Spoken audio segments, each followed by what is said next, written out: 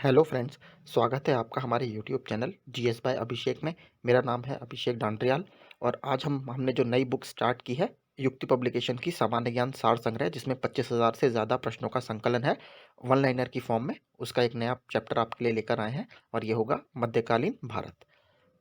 तो चलिए इसको शुरू करते हैं।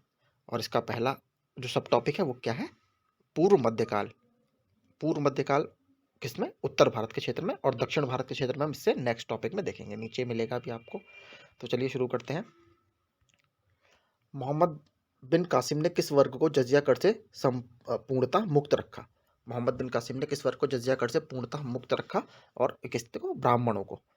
किस ग्रंथ के उल्लेख के आधार पर यह माना जाता है कि मलेच्छों के अत्याचार से त्रस्त होकर महर्षि वशिष्ठ ने अत्याचारियों के विनाश हेतु आबू पर्वत पर एक यज्ञ किया एवं यज्ञ के अग्निकुंड से 4 राजपूत कुलों परमार, चालुक्य या सोलंकी, प्रतिहार एवं चौहानों का जन्म हुआ? पृथ्वीराज रासो में ये बात बताई गई है।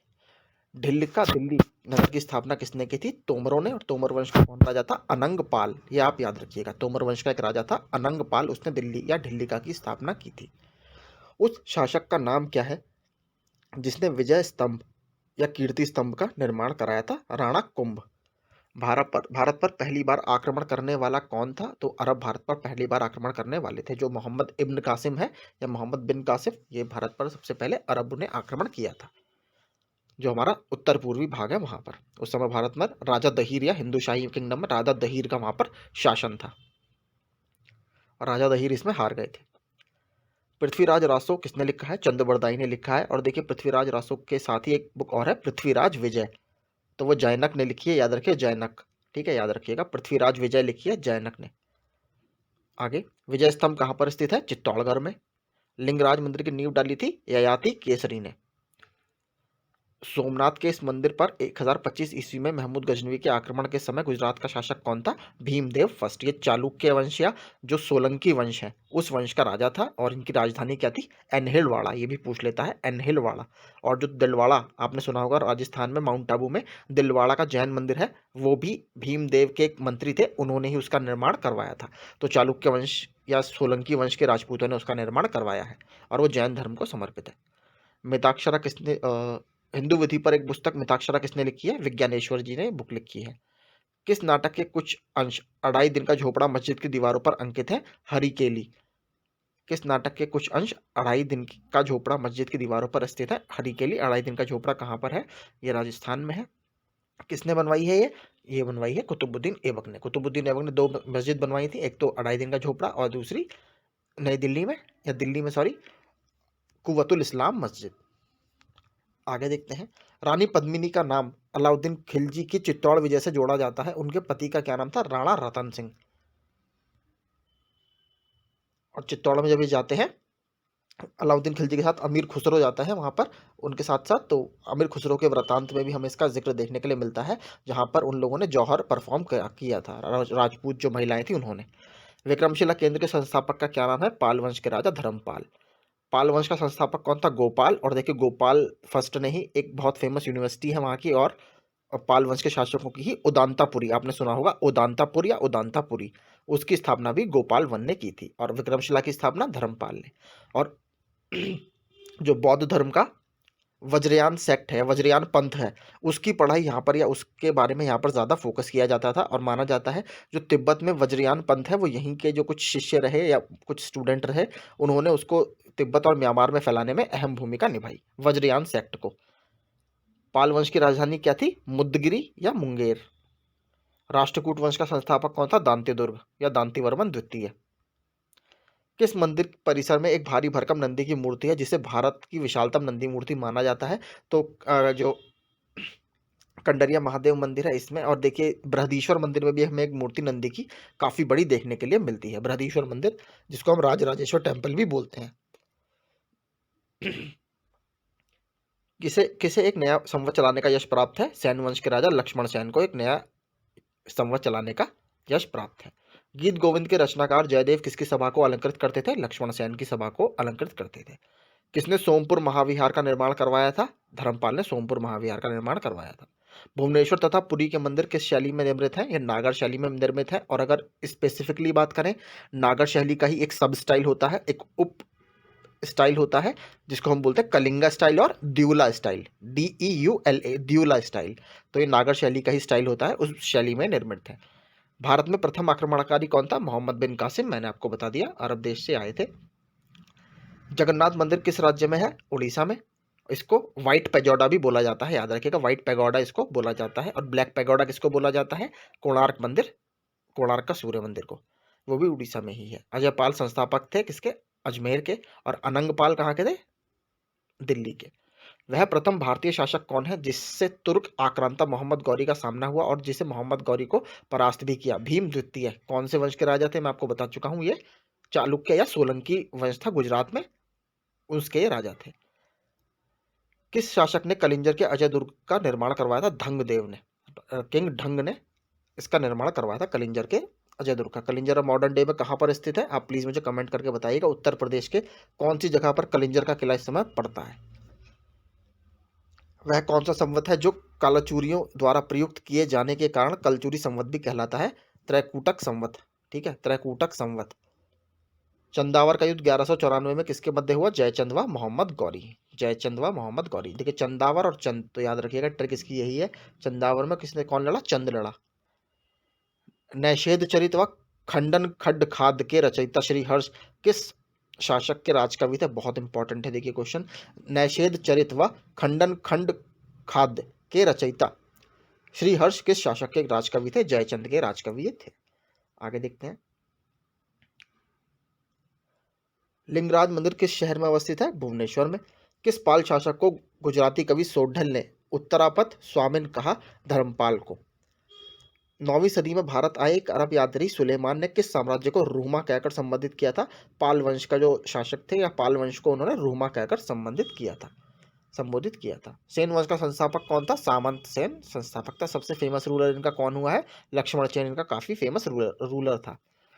किस विदेशी यात्री ने गुर्जर प्रतिहार वंश को अल गुजर एवं इस वंश के शासकों को बौरा कहकर पुकारा? अल मसूदी ने। जैन वास्तुकला का प्राचीनतम उदाहरण हमें कहाँ मिलता है? दिलवाड़ा में। कायस्थों का एक जाति के रूप में प्रथम उल्लेख कहाँ मिलता है? ओशनम स्मृति में, याद रखिएगा, ओशनम स्मृति में। राष्ट्रकूट वंश की राजधानी क्या था? मलखंड, मन्यखेत या मनकीर इसको बोला जाता है। मॉडर्न डे जो शोलापुर है हमारा, उसके आसपास ये माना जाता था कि वहां पर ये स्थित थी, जो महाराष्ट्र में स्थित है, शोलापुर। मोढेरा का सूर्य मंदिर किस राज्य में स्थित है? ये गुजरात में स्थित है। और इसको याद रखिएगा, अभी हाल ही में मोढेरा जो गांव है, वो भारत का पहला ऐसा गांव बन गया है जो पूरी तरीके से सौर ऊर्जा से यहाँ पर बिजली दी जा रही है, या भारत का पहला ग्रीन विलेज आप बोल सकते हो बिजली के मामले में। तो कंप्लीटली सोलर एनर्जी से अब यहाँ पर बिजली आती है। ताम्रपत्र लेख दर्शाते हैं कि प्राचीन काल में बिहार के राजाओं का संपर्क था जावा और सुमात्रा से, जो मॉडर्न डे क्या है? इंडोनेशिया है। पुंड्रवर्धन भुक्ति कहाँ पर अवस्थित थी? उत्तर बंगाल में। मैं आपको बता चुका हूँ 3 से 4 भुक्ति के नाम। देखिए, पुंड्रवर्धन भुक्ति उत्तर बंगाल में थी। एक थी तीरा भुक्ति। ठीक है, तीरा भुक्ति कौन सा था? जो बिहार का हमारा मिथिला वाला क्षेत्र है, मिथिला वाला रीजन, जो नेपाल की तराई बेल्ट में पड़ता है। फिर एक थी नगर भुक्ति। नगर भुक्ति कहाँ पर थी? जो आरा वाला क्षेत्र है बिहार का, साउथ वाला बिहार, वहां पर थी नगर भुक्ति। और एक थी जेजाक भुक्ति, जो बुंदेलखंड वाला क्षेत्र है, जहां पर चंदेल वंश के राजा राज किया करते थे, उससे ये संबंधित था। तो इतना मैंने आपको 4 भुक्ति बता दिए। जेजाक भुक्ति। और चंदेल वंश के संस्थापक नन्नू के पौत्र जयसिंह या जेजा के नाम पर यह प्रदेश जेजाक भुक्ति कहलाया। और देखिए, भुक्ति एक्चुअल में क्या होता था? भुक्ति जो एक टर्म था, वो गुप्त वंश के शासनकाल में चलता था। उसमें क्या होता था? जो भुक्ति था, वो साम्राज्य कई सारी भुक्तियों में डिवाइडेड था। और भुक्ति का मतलब क्या होता है? एक लार्ज एडमिनिस्ट्रेटिव जोन, एक बड़ा प्रशासनिक क्षेत्र को हम भुक्ति बोला करते थे गुप्त वंश के टाइम में। तो ये आप याद रखिएगा, वहीं से ये नामकरण इसका निकल के आता है। और जेजाक भुक्ति का नाम जेजा के नाम पर पड़ रखा गया, जेजाक भुक्ति। महोदया किसका पुराना नाम है? कन्नौज राजा भोज का। महोदया किसका पुराना नाम है? कन्नौज राजा भोज का। महानतम प्रतिहार राजा था मिहिर भोज, ये आपको पता है। इसको आदि वराह भी बोलते हैं, क्योंकि ये विष्णु जी के उपासक थे, और इसलिए इनको आदि वराह भी बोला जाता है। और विष्णु का हमें पता है एक अवतार वारा अवतार भी है विष्णु जी का, तो इसलिए अपने आप को आदि वराह बोलते थे ये। महान संस्कृत कवि एवं नाटककार राजशेखर किसके दरबार से संबंधित थे? महेंद्र पाल फर्स्ट। ठीक है, तो देखिए, एक बात और याद रखिएगा, राजशेखर की बहुत फेमस एक बुक क्या है? एक तो है काव्य मीमांसा, याद रखिएगा काव्य मीमांसा। और एक क्या है, कर्पूर मंजरी, बहुत इंपॉर्टेंट है, संस्कृत नाटककार है। कर्पूर मंजरी जो है ये बहुत पूछा जाता है, तो ये राजशेखर की है। किसके दरबार में थे, महेंद्रपाल प्रथम। महान जैन विद्वान हेमचंद्र किसकी सभा को अलंकृत करते थे, कुमारपाल की सभा को अलंकृत करते थे। अब देखते हैं, देखिए जो अर्ली मेडिवल एज है, पूर्व मध्यकाल है, उसका दक्षिण भारत में क्या सिस्टम था उस समय। बादामी में दुर्ग का निर्माण करवाने तथा बादामी को राजधानी बनाने का श्रेय किस चालुक्य शासक को है, पुलकेशिन प्रथम को। किस चालुक्य शासक ने थानेश्वर व कन्नौज के महान शासक हर्षवर्धन को नर्मदा नदी के तट पर परास्त किया और उसे दक्षिण में बढ़ने से रोका, पुलकेशिन द्वितीय। देखिए इसका जो हमें एविडेंस मिलता है वो हुएनसांग की जो बुक है सीयू की, उसमें भी देखने के लिए मिलता है कि हर्षवर्धन हार गए थे। और इनका जो एहोल इंस्क्रिप्शन है, एहोल जो अभिलेख है पुलकेशिन द्वितीय का, जो कि इनके राजकवि दरबारी कवि रवि कीर्ति द्वारा लिखा गया है। कहाँ पर, ये मेगुती एक मंदिर है बादामी में, मेगुती मंदिर, उसके वॉल पर लिखा हुआ है। तो उसमें भी बात की गई है कि इसने हर्षवर्धन को हराया था और उसका दक्षिण में जो एक्सपेंशन था, प्रचार या प्रसार रोक दिया था। चालुक्य पल्लव संघर्ष के दौरान किसने पुलकेशिन द्वितीय की हत्या कर वतापी पर कब्जा कर लिया तथा वतापी कोंडा, वतापी का विजेता की उपाधि धारण की, नरसिंह वर्मन प्रथम, मामल्ल, इनको मामल्ला भी बोलते थे। किस चालुक्य शासक ने चेर, चोल व पांड्य को हराया, जिस कारण उसे तीन समुद्रों बंगाल की खाड़ी, हिंद महासागर व अरब सागर का स्वामी भी कहा गया, विक्रमादित्य प्रथम। श्रीलंका पर विजय प्राप्त करने वाला चोल वंश का सबसे प्रतापी राजा कौन था। देखिए श्रीलंका को, अगर सबसे पहले श्रीलंका को ट्राई किसने किया था, आपका राजेश्वर फर्स्ट ने, राजेश्वर फर्स्ट ने। उन्होंने उसके जो उत्तर पार्ट था उसको उन्होंने जीता था। और अगर बात करें पूरे श्रीलंका को जीतने के लिए, तो राजेंद्र प्रथम ने वो पूरा श्रीलंका को जीता था। पहाड़ी काटकर एलोरा के विख्यात कैलाशनाथ मंदिर का निर्माण करवाया था राष्ट्रकूटों ने। राष्ट्रकूट का एक राजा था कृष्णा प्रथम, उसने ही ये मंदिर का निर्माण एलोरा की गुफाओं में कैलाशनाथ मंदिर का निर्माण करवाया है। और ये मोनोलिथिक टेम्पल है, यानी पूरा एक ही चट्टान को काट कर ये बनाया गया है। किसने तंजौर के बृहदीश्वर मंदिर का निर्माण करवाया था, राजा फर्स्ट ने। मैंने आपको ऊपर बता दिया था, राजा फर्स्ट ने इसका निर्माण करवाया था। सन 1010 में ये बनकर पूरा हुआ था। अभी जब 2010 निकला था तो उसमें इसको 1000 साल पूरे हुए थे। और इसके देखिए राजा ने इसका निर्माण करवाया था, इसलिए इसे राजराजेश्वर टेम्पल भी बोला जाता है। और इसमें भी बहुत बड़ी एक नंदी की मूर्ति स्थित है। आगे देखते हैं, चालुक्य वंश का सर्वाधिक प्रसिद्ध शासक कौन था, पुलकेशिन द्वितीय, हमने ऊपर बात करी थी। कौन सा शहर चोल राजाओं की राजधानी था, तंजौर या तंजावुर। और देखिए एक चोल वंश का जिक्र मैं आपको और बता देता हूँ, एक चोल वंश का जिक्र हमें संगम साहित्य में भी देखने के लिए मिलता है। और ये वाला जो इनको दूसरे वाले जो चोल हैं, इसको इंपीरियल चोल बोला जाता है। ये इन दोनों में क्या कुछ संबंध रहा है या नहीं रहा है, इसका अभी जानकारी इतिहासकारों को नहीं है कि दोनों में कुछ लिंक था या नहीं था। तो उन जो संगम साहित्य के चोल हैं, कभी कभी उनकी राजधानी भी पूछ लेता है। तो उनकी पहले राजधानी थी उरायूर, जो कि तिरुचिरापल्ली तमिलनाडु में है, वहां पर स्थित थी। बाद में उनकी कैपिटल कहाँ पर गई, पुहार में, जो कि एक पोर्ट सिटी है या बंदरगाह तटीय शहर था, पुहार, याद रखिएगा। और अगर आपसे इंपीरियल चोल, अगर खाली नॉर्मली देखें चोल आपसे पूछता है, संगम साहित्य नहीं लिखता है, सिर्फ चोल पूछता है, तो आप तंजौर ही लगाइएगा। उसका मतलब इंपीरियल चोला होता है, बाद वाले चोला। आगे देखते हैं, पांड्य साम्राज्य की राजधानी कहाँ थी, मदुरई में। और पांड्य जो राजा थे उन्हीं के अंडर में क्या हुई थी, जो तीन हमारी संगम मीटिंग हुई है, वो तीन जो संगम हुए थे वो तीनों इनके तमिल पोएट के जो सम्मेलन थे, वो तीनों पांड्य राजाओं के संरक्षण में ही हुए थे। पहला हुआ था मदुरई में, दूसरा कपाड़पुरम में और तीसरा भी मदुरई में। राष्ट्रकूट साम्राज्य का संस्थापक कौन था, दांतेदुर्ग। विरूपाक्ष मंदिर का निर्माण किसने करवाया था, चालुक्य वंश के राजाओं ने। पल्लवों के एक एक काश्मीर रथ मिलने का स्थान कहाँ है, महाबलीपुरम में, पल्लवों द्वारा निर्मित हमें सप्तरथ टेम्पल मिलते हैं। इनको पंच पांडव रथ भी बोला जाता, पंच पांडव रथ भी बोला जाता है। सबसे छोटा रथ इसमें कौन सा है, द्रौपदी रथ। होयसाल की राजधानी का क्या नाम है, इसकी राजधानी का नाम है द्वार समुद्र। महाबलीपुरम जो एक मुख्य नगर है, यह कला में किन शासकों को रुचि दर्शाता है, तो पल्लव वंश के जो राजा थे उनकी राजधानी था कांचीपुरम एक।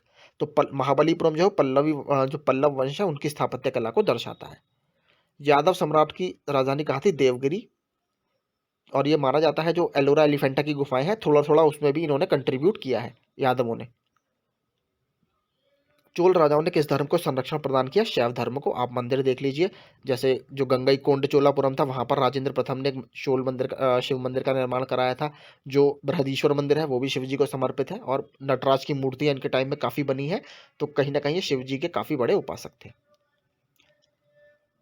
प्रथम भारतीय शासक कौन था जिसने अरब सागर में भारतीय नौसेना की सर्वोच्चता स्थापित की? राजराजा प्रथम। और इसको सबसे टॉप पर कौन लेके गया? राजेंद्र प्रथम, जिसने बंगाल की खाड़ी को कुछ समय तक चोल लेक भी या चोल झील भी बोला था।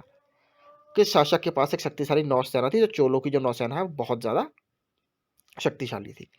भगवान नटराज का प्रसिद्ध मंदिर जिसमें भरतनाट्यम शिल्प कला है वह कहाँ स्थित है? चिदम्बरम में। राष्ट्रकूटों को किसके द्वारा उखाड़ फेंका गया था? तैलप द्वितीय द्वारा। तैलप द्वितीय द्वारा। प्रशासन के क्षेत्र में चोल राजवंश का मुख्य योगदान है सुसंगठित आपका स्थानीय स्वशासन में। और इसका हमें जो उदाहरण मिलता है या इसका जो हमें सोर्स मिलता है वो कहाँ से मिलता है, प्रूफ मिलता है? वो उत्तरामेरूर एक शिलालेख है, उत्तरामेरूर इंस्क्रिप्शन है, अभिलेख है, सॉरी, उत्तरामेरूर अभिलेख है, जो कि राजा प्रांतक प्रथम, जो कि चोल वंश के एक राजा थे, उनके एक उत्तरामेरूर इंस्क्रिप्शन से हमें ये ज्ञान पता लगता है। एलोरा के प्रसिद्ध कैलाश मंदिर का निर्माण किसने करवाया था? मैंने बता दिया आपको, राष्ट्रकूट वंश का राजा था कृष्णा प्रथम। किसने कन्नड़ काव्य शास्त्र की प्राचीनता रचना कविराज मार्ग की रचना की है? अमोघवर्ष। और ये भी राष्ट्रकूट से ही संबंधित था। अमोघवर्ष के बारे में मैंने बहुत अच्छे अच्छे फैक्ट्स आपको बताए हैं। आप प्लीज हमारी जो 12,000 क्वेश्चन की सीरीज है मध्यकालीन भारत की, उसको एक बार जरूर देखिएगा। किस राजवंश का काल कन्नड़ साहित्य के उत्पत्ति का काल माना जाता है? तो राष्ट्रकूट। अमोघवर्ष ने कविराज मार्ग, जो कन्नड़ में लिखित एक बहुत फेमस काव्य है, उसकी रचना की थी। मंदिर स्थापत्य कला की द्रविड़ शैली का आरंभ किस राजवंश के समय हुआ था? तो पल्लव वंश, जो पल्लवाज ऑफ कांचीपुरम है, कांचीपुरम इनकी राजधानी थी, इनके शासनकाल में ही अगर हम बात करें तो साउथ इंडिया में मंदिर स्थापत्य कला की जो शुरुआत है वो हुई है। इनके देखिए महेंद्र वर्मन राजा थे, फिर नरसिंह वर्मन प्रथम थे, फिर नरसिंह वर्मन द्वितीय थे, और उसके अलावा नंदी वर्मन ने भी मंदिरों का निर्माण करवाया है। पहले वो गुफाओं या चट्टानों को काटकर बनाए जाते थे, बाद में स्ट्रक्चरल टेम्पल्स यानी पत्थरों को जोड़ जोड़कर मंदिर को खड़ा करना वो नंदी वर्मन और नरसिंह वर्मन द्वितीय ने शुरू किया। चालुक्य विक्रम संवत का प्रचलन किसने किया? विक्रमादित्य षष्टम या विक्रमादित्य सिक्स्थ। चोल काल में नौसेना का सर्वाधिक विकास किसके समय में हुआ है? राजेंद्र प्रथम के। राजेंद्र चोल द्वारा किए गए बंगाल के अभियान के समय बंगाल का शासक कौन था? महिपाल प्रथम। वह चोल राजा कौन था जिसने श्रीलंका को पूर्ण स्वतंत्रता दी और सिंघल राजकुमार के साथ अपनी पुत्री का विवाह तय कर दिया था? कुलोत्तुंग प्रथम। चोल राज्य की राजधानी तंजौर को बनाने वाला कौन था? विजयालया चोला। चोल साम्राज्य का संस्थापक कौन है? विजयालया चोला। महाभारत का भारत वेणवा के या भारत वेनबा के नाम से तमिल में किसने अनुवाद किया था? पेरुन देवनार ने। याद रखिएगा, पेरुन देवनार ने। पल्लवों की राजभाषा क्या थी? संस्कृति। और राजधानी क्या थी? कांचीपुरम। चोल काल में सोने के सिक्के क्या कहलाते थे? कुलुंज। ये देखिए काफी पूछा जाता है क्वेश्चन कि चोल काल में जो सोने के सिक्के हैं वो क्या कहलाते थे? आपके कुलुंज। एलोरा का 34 गुफाओं का मंदिर कब बनाया गया था? 700 से 800 ईसा पूर्व के आसपास। तीन मुख वाली ब्रह्मा विष्णु व महेश की मूर्ति जो त्रिमूर्ति के नाम से जानी जाती है किस गुफा में है? वो एलिफेंटा की गुफा में स्थित है। होयसाला होयसाला स्मारक कहाँ पाए जाते हैं? तो होयसाल स्मारक हमारे हेलबिडु और बेलूर में पाए जाते हैं। चोलों द्वारा किसके साथ घनिष्ठ राजनीतिक तथा वैवाहिक संबंध स्थापित किए गए? वेंगी के चालुक्य। चालुक्य तो वेंगी के साथ इनके संबंध काफी अच्छे थे। अगला देखते हैं। चोल काल में निर्मित नटराज की कांस्य प्रतिमाओं में देवी देवाकृति प्रायः क्या है? चतुर्भुज। मतलब इनकी हाइट और चौड़ाई लगभग लगभग बराबर होती है। 12वीं सदी के राष्ट्रकूट वंश के 5 शिलालेख किस राज्य में मिले हैं? कर्नाटक में मिले हैं। दक्षिण भारत का टक्कोलम का युद्ध हुआ था चोल और राष्ट्रकूटों के बीच, इसमें राष्ट्रकूटों को चोलों ने हरा दिया था। एलोरा गुफाओं का निर्माण किसने कराया था? राष्ट्रकूटों ने। द्रविड़ शैली के मंदिर में गोपुरम से क्या तात्पर्य है? तोरण के ऊपर बने अलंकृत एवं बहुमंजिला भवन से। एलोरा में गुफाओं व शैलकृत मंदिरों का संबंध केवल हिंदुओं, बौद्धों और जैनों से है, तीनों धर्मों से है। और केवल जो अगर लेकिन अजंता की गुफाओं की बात करें तो अजंता की गुफाएं केवल बौद्ध धर्म को समर्पित है। चोल प्रशासन की विशेषता क्या थी? ग्राम प्रशासन की स्वायत्तता। चोलों का राज्य किस क्षेत्र में फैला हुआ था? कोरोमंडल तट, दक्कन के कुछ भागों में। राजधानी क्या थी इनके? तंजौर या तंजावुर। चोल शासकों के समय बनी हुई प्रतिमाओं में सबसे अधिक विख्यात क्या हुई? जो नटराज शिव है उनकी कांस्य की प्रतिमाएं, मैंने आपको ऊपर बताया था। चोल युग प्रसिद्ध था ग्रामीण सभाओं के लिए। किस राष्ट्रकूट शासक ने रामेश्वरम में विजय स्तंभ व देवालय की स्थापना की? कृष्ण थर्ड ने। कृष्ण थर्ड ने। संगम वंश का अंतिम शासक किसे कहा जाता है? विरूपक्ष द्वितीय को।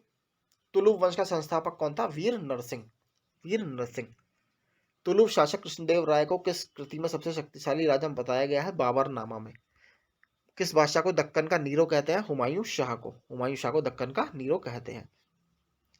अय्यंगार व्यवस्था किस प्रशासन से जुड़ी थी? ग्रामीण प्रशासन से। चांद बीबी किसकी पुत्री थी? हुसैन निजाम शाह की। चांद बीबी का विवाह किसके साथ हुआ था?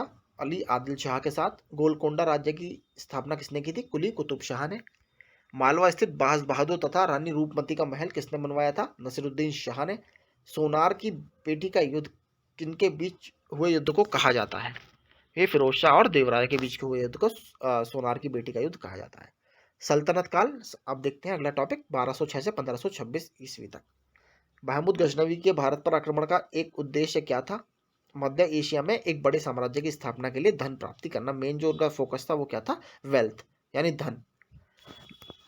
महमूद गजनवी के भारत पर आक्रमण के समय भारत आए विद्वान अलबरूनी ने किस महत्वपूर्ण ग्रंथ की रचना की? इसे किताबुल हिंद या तहकीक हिंद भी अगर आपको दिखता है तो वो भी यही है। दिल्ली सल्तनत की दरबारी भाषा क्या थी? फारसी। आगरा नगर की स्थापना किसके द्वारा की गई? मैं उस दिन बता चुका था आपको, सिकंदर लोदी ने इसकी स्थापना की है। और सिकंदर लोदी ने ही आयुर्वेद जो ग्रंथ है हमारे आयुर्वेद ग्रंथों का संस्कृत से पारसी में अनुवाद किया है और उसका टाइटल क्या रखा? फरहंग ए सिकंदरी। वह दिल्ली का सुल्तान जिसकी मृत्यु चौगान या पोलो खेलते हुए घोड़े से गिरकर हुई थी। यह कुतुबुद्दीन ऐबक की मृत्यु घोड़े से गिरकर हो गई थी।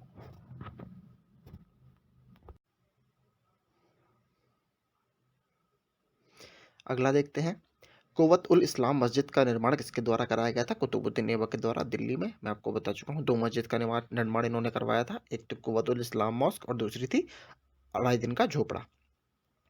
तराइन की पहली लड़ाई 1191 में किनके बीच में हुई थी? मोहम्मद गौरी और पृथ्वीराज चौहान के। इसमें पृथ्वीराज चौहान की विजय हुई थी। और पृथ्वीराज चौहान देखिए कौन से नंबर के हैं, तो इनका दूसरा नाम क्या आता है? पृथ्वीराज तृतीय। ये आप याद रखिएगा, पृथ्वीराज थर्ड। और इनका दूसरा नाम क्या है? राय पिथौड़ा। ठीक है, राय पिथौड़ा आप याद रखिएगा, राय पिथौड़ा भी इनको बोला जाता है।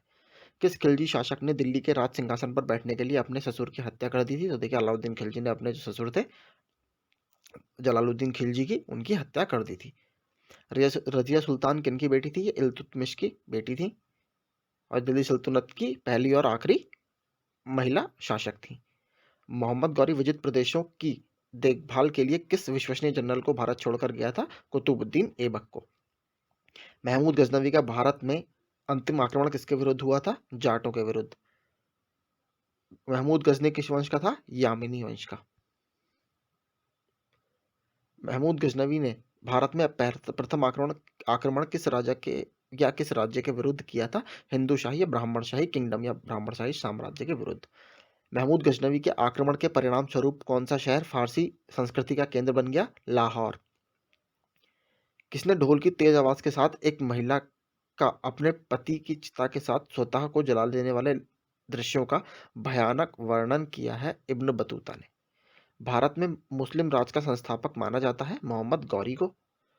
ये द्वितीय तराइन के युद्ध में पृथ्वीराज चौहान जी को हरा देता है।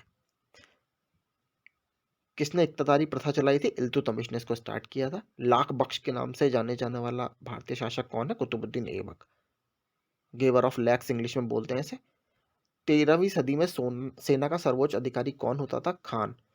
भारत में गुलाम वंश का संस्थापक कौन है? कुतुबुद्दीन ऐबक। कुतुबुद्दीन ऐबक के कार्य को किसने पूरा किया था? इल्तुतमिश ने। कुतुब मीनार के कार्य को किसने पूरा किया था? इल्तुतमिश ने। देखिए इसमें कुतुब मीनार के पूरे निर्माण में 3 राजाओं का वैसे योगदान है। पहला कुतुबुद्दीन ऐबक ने इसको स्टार्ट करवाया था, फिर इल्तुतमिश ने इसको पूरा करवाया था, लेकिन बाद में कहा जाता है कि एक बार इस पर बिजली गिर गई थी तो ऊपर की 2 मंजिलें जो हैं वो उसकी डिस्ट्रॉय हो गई थी, तो उसको जो दोबारा बनवाया था वो बनवाया था फिरोज शाह तुगलक ने। और ऊपर की मंजिलें मार्बल से बनी हुई हैं, ना कि लाल बलुआ पत्थर से। दिल्ली का पहला तुगलक सुल्तान कौन था? गयासुद्दीन तुगलक।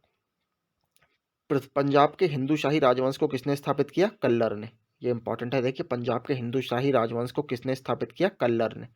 वह रोमन सम्राट अगस्टस की भांति सावधान था कि वह दूसरों की तरह शक्तिशाली ना लगे और वह दूसरों के स्तर से अधिक ना लगे। यह संदर्भ किसका है? बहलोल लोदी का, जो कि भारत में लोदी वंश का संस्थापक माना जाता है और लोदी वंश को भारत का प्रथम अफगान राजवंश भी माना जाता है, याद रखिएगा। फर्स्ट अफगान डायनेस्टी या प्रथम अफगान राजवंश इसको भारत का बोला जाता है। और द्वितीय अफगान राजवंश कौन सा था? सुर डायनेस्टी, जो कि शेरशाह सूरी ने बनाया था। अल बरूनी किसके शासनकाल में इतिहासकार था? महमूद गजनवी के शासनकाल में ये इतिहासकार था। किताब का क्या नाम है? किताब उल हिंद या तहकीक ए हिंद। इसके अलावा एक और बहुत फेमस गजनवी के कोर्ट में पोएट था फिरदौसी, उसकी किताब का क्या नाम है? शाहनामा। और एक और उनके साथ आया था, क्या नाम है उसका? उतबी। ये तीनों ही महमूद गजनवी से संबंधित हैं। किसके शासनकाल में सबसे अधिक मंगोल आक्रमण हुए? अलाउद्दीन खिलजी के। तराइन के युद्ध में, द्वितीय युद्ध में किसने किसको पराजित किया? मोहम्मद गौरी ने पृथ्वीराज थर्ड को या पृथ्वीराज को। सन 1329 और 1330 के बीच किसने तांबे के सिक्के में प्रमाण स्वरूप मुद्रा, सांकेतिक मुद्रा, टोकन करेंसी प्रचलित की? मोहम्मद बिन तुगलक के। देखिए आपने प्रयोग पढ़े होंगे, उसमें क्या था? 3 से 4 प्रयोग बहुत फेमस है। पहला था कि दुआब में उसने टैक्सेशन को बढ़ाया, उसने अपनी राजधानी को दिल्ली से दौलताबाद या देवगिरी शिफ्ट किया, कराचिल का उसका एक्सपेडिशन था वो बड़ा फेमस रहा। ठीक है, तो ये सब चीज़ें, और टोकन करेंसी चौथा, ये सब उसके एक्सपेरिमेंट फेल हुए। और एक बार पूछ लिया था टोकन करेंसी का जो एक्सपेरिमेंट था वो किससे प्रभावित था? तो चाइना का एक राजा था चीन का, कुबलई खान, उससे ये काफ़ी प्रभावित था टोकन करेंसी, इसलिए उसने चलाई थी। दिल्ली के किस सुल्तान को इतिहासकारों ने विरोधों का मिश्रण या इंग्लिश में बोलते हैं इसे मिक्सचर ऑफ अपोजिट्स बताया है? तो मोहम्मद बिन तुगलक को मिक्सचर ऑफ अपोजिट बताया है। लोदी वंश का अंतिम शासक कौन था? इब्राहिम लोदी। बाबर ने इसको हरा दिया था प्रथम पानीपत के युद्ध में 1526 ईस्वी में। इनाम भूमि को किसे दिया जाता था?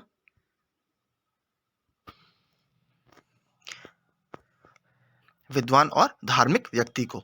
यात्री इब्न बतूता कहाँ से आया था? अफ्रीकी देश था मोरक्को, वहां से आया था। इसके अलावा ये किस राजा के काल में भारत में आया है? तो मोहम्मद बिन तुगलक के काल में ये भारत में आया था। अगला देखते हैं।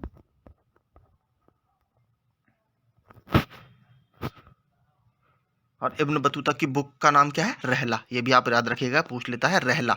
इसकी बुक का नाम है रहला या रिहला लिखते हैं इंग्लिश में, RIHLA, रिहला। उत्तर भारत की प्रथम मुस्लिम महिला शासक, दिल्ली पर राज करने वाली प्रथम महिला शासक कौन थी? तो सरजिया सुल्तान। ये किसकी बेटी थी? इल्तुतमिश की बेटी थी। दिल्ली के प्रथम सुल्तान कौन थे जिन्होंने दक्षिणी भारत को पराजित करने का प्रयास किया? अलाउद्दीन खिलजी। भारत पर प्रथम तुर्क आक्रमण करने वाला कौन था? महमूद गजनवी। अलाई दरवाजा किसका मुख्य द्वार है? कुतुब मीनार का। कौन सा शासक दास गुलाम राजवंश से संबंधित है? इल्तुतमिश भी इससे संबंधित है, बलबन भी इससे संबंधित है, और कुतुबुद्दीन ऐबक इसका फाउंडर रहा है। तो ये तीन काफी इंपॉर्टेंट है। दक्षिण अफ्रीकी यात्री इब्न बतूता किसके शासनकाल में भारत आया था? मोहम्मद बिन तुगलक, मैंने ऊपर आपको बता दिया। महमूद गजनवी ने भारत पर कितनी बार आक्रमण किया है? लगभग 17 बार इन्होंने भारत पर आक्रमण किया है। किसने अपने आप को खलीफा घोषित किया था? मुबारक शाह खिलजी ने अपने आप को खलीफा घोषित किया था। लोदी वंश का संस्थापक कौन था? बहलोल लोदी, मैंने आपको ऊपर बता दिया। प्रथम अफगान राजवंश था ये भारत का। द्वितीय कौन सा था? सुर राजवंश, जो कि शेरशाह सूरी ने बनाया था। भारतीय इतिहास में बाजार नियमों, मूल्य नियंत्रण या मार्केट कंट्रोल की जो पॉलिसी अपनाई थी, पद्धति की शुरुआत किसने की थी? अलाउद्दीन खिलजी ने की थी।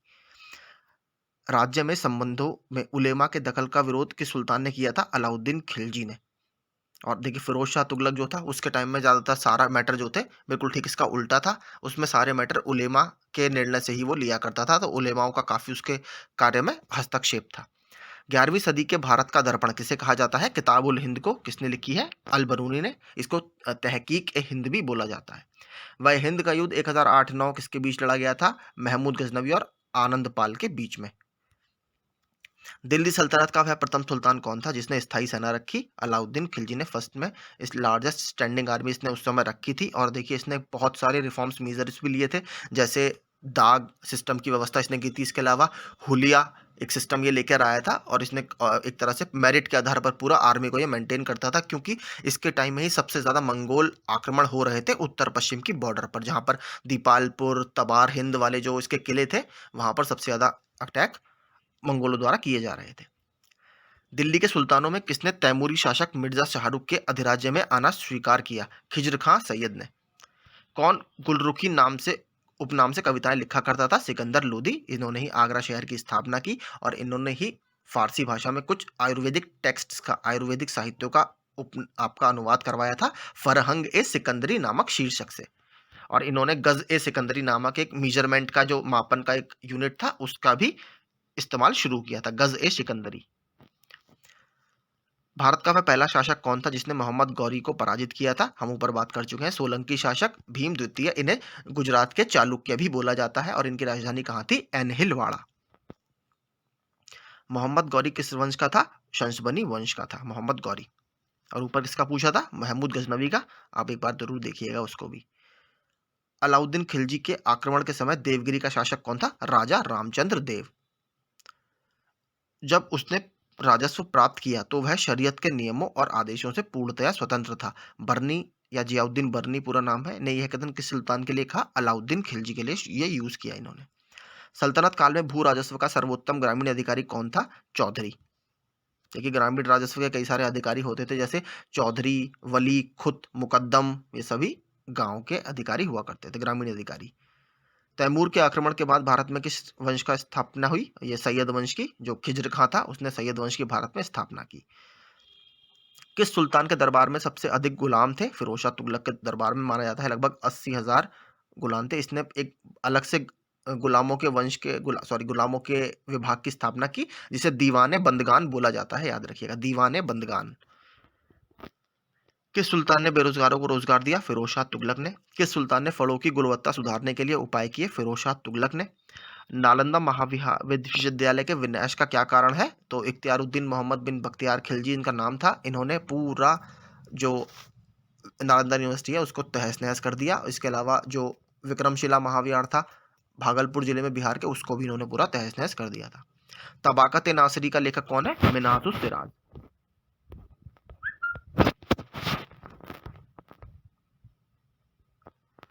अलाई दरवाजा का निर्माण किस सुल्तान ने करवाया है? तो अलाउद्दीन खिलजी ने पहली बार इसका निर्माण करवाया है। कुतुबुद्दीन ऐबक की राजधानी क्या थी? देखिए इसकी राजधानी लाहौर थी और फिर लाहौर से जो दिल्ली शिफ्ट करता है वो करता है इल्तुतमिश। ये आप याद रखिएगा। इनिशियली इनकी राजधानी लाहौर थी कुतुबुद्दीन ऐबक के टाइम में, जो 1206 से 1210 तक राजा रहा है। उसके बाद इसकी राजधानी होती है दिल्ली। अलाउद्दीन खिलजी के प्रसिद्ध सेनापतियों में किसकी मंगोलों के विरुद्ध लड़ते हुए मृत्यु हुई? जफर खान की। तौल की सबसे छोटी इकाई कौन सी है? रत्ती। संस्कृत में से रक्तिका बोला जाता है। प्रसिद्ध कवि अमीर खुसरो दरबार में रहे अलाउद्दीन खिलजी के, और इनके बारे में बोला जाता है इन्होंने दिल्ली के 7 सुल्तानों का शासन देखा है। इनकी देखिए मैंने अपनी 12,000 की जो सीरीज है उसमें इनकी बुक्स के बारे में मैंने बहुत डिटेल में बताया है। 5 इनकी रचनाएं हैं, वो काफ़ी आती रहती हैं। एक तो आशिका है, वो तो देवल रानी की प्रेम कथा है जिसमें आशिका, वो तो आती ही रहती है वो। और बाकी आप 4 जरूर देखिएगा उसे सुन के एक बार। किसने सल्तनत काल में प्रचलित डाक व्यवस्था का विस्तृत विवरण दिया है? इब्न बतूता ने। कहां से आए थे? मोरक्को से। किसके शासनकाल में? मोहम्मद बिन तुगलक के। तैमूर लंग ने किस वर्ष भारत में आक्रमण किया? सन 1398 में। उस समय कौन भारत का राजा था? नसीरुद्दीन महमूद। याद रखिएगा, नसीरुद्दीन महमूद। दिल्ली के किस मुस्लिम शासक के निधन पर इतिहासकार बदायूंनी ने कहा राजा को अपनी प्रजा से तथा प्रजा को अपनी राजा से मुक्ति मिली? मोहम्मद बिन तुगलक। देखिए एक विडंबना ही थी, यह दिल्ली सल्तनत का सबसे पढ़ा लिखा सुल्तान माना जाता है मोहम्मद बिन तुगलक को, सबसे पढ़ा लिखा। इसको कई मैथमेटिक्स, कला, संस्कृत, म्यूजिक वगैरह की जानकारी थी, लेकिन इसमें प्रैक्टिकल जीनियस की कमी थी। मतलब ये प्रैक्टिकल शासक नहीं था। मतलब एक तरह से जब सिस्टम में ये आया तो चीज़ों को अच्छी तरह से इम्प्लीमेंट ये नहीं चला पाया। जैसे जो इसके एक्सपेरिमेंट थे, प्रयोग थे, वो सारे प्रयोग विफल रहे। तो इसलिए राजा अब जो ये स्टेटमेंट आता है कि बदायूंनी ने बोला है कि राजा को प्रजा से और प्रजा को राजा से मुक्ति मिली, क्योंकि प्रजा काफी परेशान हो गई थी। दिल्ली के सुल्तान बलबन का पूरा नाम था गयासुद्दीन बलबन। कौन सा सुल्तान नया धर्म चलाना चाहता था किंतु उलेमाओं ने विरोध किया? अलाउद्दीन खिलजी। दिल्ली में कौन सा ऐतिहासिक स्मारक भारतीय तथा फारसी वास्तुकला का शैली का उदाहरण है? हुमायूं टॉम, हुमायूं का मकबरा। इसकी बहन गुलबदन बेगम द्वारा ये बनवाया गया है। आगे, दिल्ली का सुल्तान जो दान दक्षिणा के बारे में काफी ध्यान रखता था और इसके लिए एक विभाग दीवाने खैरात दान विभाग की स्थापना किया, वह कौन था? फिरोज शाह तुगलक। किस संगीत वाद्य को हिंदू मुस्लिम गान वाद्यों का सबसे श्रेष्ठ मिश्रण माना गया है? सितार को। नई फारसी काव्य शैली सबक ए हिंदी अथवा हिंदुस्तानी शैली के जन्मदाता थे अमीर खुसरो। अनुकूल परिस्थितियां मौजूद होने के बावजूद गुलाम वंश के शासक भारत में अपने साम्राज्य का विस्तार नहीं कर पाए। इसका मुख्य कारण क्या था? क्योंकि हमेशा देखिए उनको उत्तर पश्चिम में या नॉर्थ वेस्ट में मंगोल आक्रमण का भय लगातार लगा रहता था। और ये जब से दिल्ली सल्तनत की शुरुआत हुई है उससे ही लगातार उत्तर पश्चिम में मंगोलों के अटैक का खतरा हमेशा बना रहा। तुगलकनामा के रचनाकार कौन है? अमीर खुसरो। भारत में मोहम्मद गौरी ने किसको प्रथम अख्ता प्रदान किया था? कुतुबुद्दीन ऐबक को। किस सुल्तान के काल में खालिसा भूमि पर अधिक पैमाने पर विकसित हुई? खालिसा भूमि अलाउद्दीन खिलजी के टाइम में अधिक पैमाने पर विकसित हुई। सल्तनत काल के सिक्के टका, शशगनी एवं जीतल किन धातुओं के बने थे? देखिए, टका तो चांदी का बना था, सिल्वर का। शशगनी भी चांदी का बना था और जो जीतल था वो तांबे का बना हुआ सिक्का था। अमीर कोही या दीवाने अमीर कोही इसको बोला जाता है। ये कृषि विभाग था। एक नया विभाग नामक एक नया विभाग किस सुल्तान द्वारा शुरू किया गया था? मोहम्मद बिन तुगलक द्वारा शुरू किया गया था।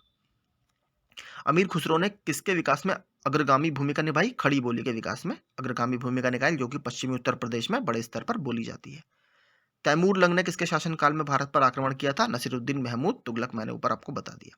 भारत में पोलो खेल का प्रचलन किन्होंने शुरू किया है? तुर्कों ने। और इसको बोलते थे चौगान भी इसको बोला जाता है। और इसको ही खेलते समय घोड़े से गिर गए थे मोहम्मद बिन तुगलक और उनकी मृत्यु हो गई थी। सॉरी, कुतुबुद्दीन ऐबक और उनकी मृत्यु हो गई थी। याद रखिए, कुतुबुद्दीन ऐबक की मृत्यु चौगान या पोलो खेलते हुए भारत में हुई है। किसने एक तरफ संस्कृत मुद्रा लेख के साथ चांदी के सिक्के निर्गत किए? महमूद गजनवी ने चांदी के सिक्के निर्गत किए। अलाउद्दीन खिलजी के सेनाध्यक्षों में से कौन तुगलक वंश का प्रथम सुल्तान बना? गाजी मलिक। और असली नाम इसने क्या, वैसे नाम क्या था इनका? गयासुद्दीन तुगलक। इन्होंने बाद में नाम लिया, वैसे गाजी मलिक था और वहां पर तब क्या नाम लिया? गयासुद्दीन तुगलक, और तुगलक वंश की स्थापना की। जबाविद थे, ये स्टेट के लॉज थे या राज्य कानून थे। किस राजवंश के अंतर्गत विजारत का चरमोत्कर्ष हुआ? तुगलक के शासनकाल में। 2.5 दिन का झोपड़ा मस्जिद अजमेर का निर्माण करवाया था? मैंने बता दिया ऊपर, कुतुबुद्दीन ऐबक ने। कौन अपने को ईश्वर का अभिशाप कहता था? Genghis Khan. दिल्ली सल्तनत का पहला सुल्तान कौन था जिसने दोआब के आर्थिक महत्व को समझा? इल्तुतमिश ने। दिल्ली सल्तनत के तुगलक राजवंश का अंतिम शासक कौन था? नसीरुद्दीन महमूद। और इन्हीं के टाइम में तैमूर लंग भारत में आक्रमण करता है। सल्तनत काल में फवाजिल का क्या अर्थ था? इक्ता द्वारा सरकारी खजाने में जमा की जाने वाली अधिशेष राशि। दिल्ली का सुल्तान जो भारत में नहरों के सबसे बड़े जाल का निर्माण करने के लिए प्रसिद्ध है, वह कौन था? फिरोज शाह तुगलक। चंगेज खान के अधीन मंगोलों ने किसके शासनकाल में भारत पर आक्रमण किया? इल्तुतमिश के। देखिए, एक ख्वारिज्म में एक जगह है, अगर आप देखेंगे उत्तर पश्चिम में ईरान के आसपास की जगह, तो वहां का एक राजा था जलालुद्दीन मंगबरनी। वो भारत में आ रहा था चंगेज खान से बचकर, लेकिन इल्तुतमिश ने उसको भारत में पनाह नहीं दी थी। तो इसीलिए माना जाता है कि ये बहुत अच्छा उसका स्टेप था, अदरवाइज शायद चंगेज खान भारत में अटैक करता हुआ आ जाता।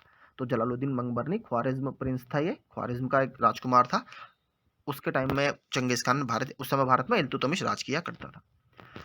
अपनी शक्ति को समेकित करने के बाद बलबन ने भव्य उपाधि धारण की किसकी? तोता ए हिंद की। देखिए, तोता ए हिंद तो वैसे तूती ए हिंद तो अमीर खुसरो को बोला जाता है, ये तोता ए हिंद तो नहीं होगा। ये नियाबत खुदाई तो मानता था अपने आप को, इसको याद रखिएगा, नियाबत खुदाई, vice regent of God on the earth इसको बोलते हैं इंग्लिश में। तो ये देखिए, तोता ए हिंद नहीं होगी, तोता इसमें आंसर गलत है, क्योंकि तोता ए हिंद या तूती ए हिंद तो अमीर खुसरो अपने आप को बोलता था। ये मुझे लगता है बलबन, इसका आंसर नियाबत खुदाई होगा, क्योंकि नियाबत खुदाई अपने आप को ये बोलता था। और इसके अलावा इसने एक जिले इलाही, ठीक है, शेडो ऑफ गॉड, भगवान का मतलब प्रतिबिंब, जिले इलाही की उपाधि भी इसने ली थी। तो देखिए, तूतीय हिंद नहीं होगा, तूतीय हिंद अमीर खुसरो अपने आप को बोलता था। आगे, कौन से सुल्तान की मृत्यु अफगानपुर तुगलकाबाद में लकड़ी के बने स्वागत भवन के गिरने से हुई? तो गयासुद्दीन तुगलक की मृत्यु माना जाता है कि लकड़ी के बने हुए एक प्लेटफॉर्म को गिरने से इनकी मृत्यु हो गई थी, गयासुद्दीन तुगलक की।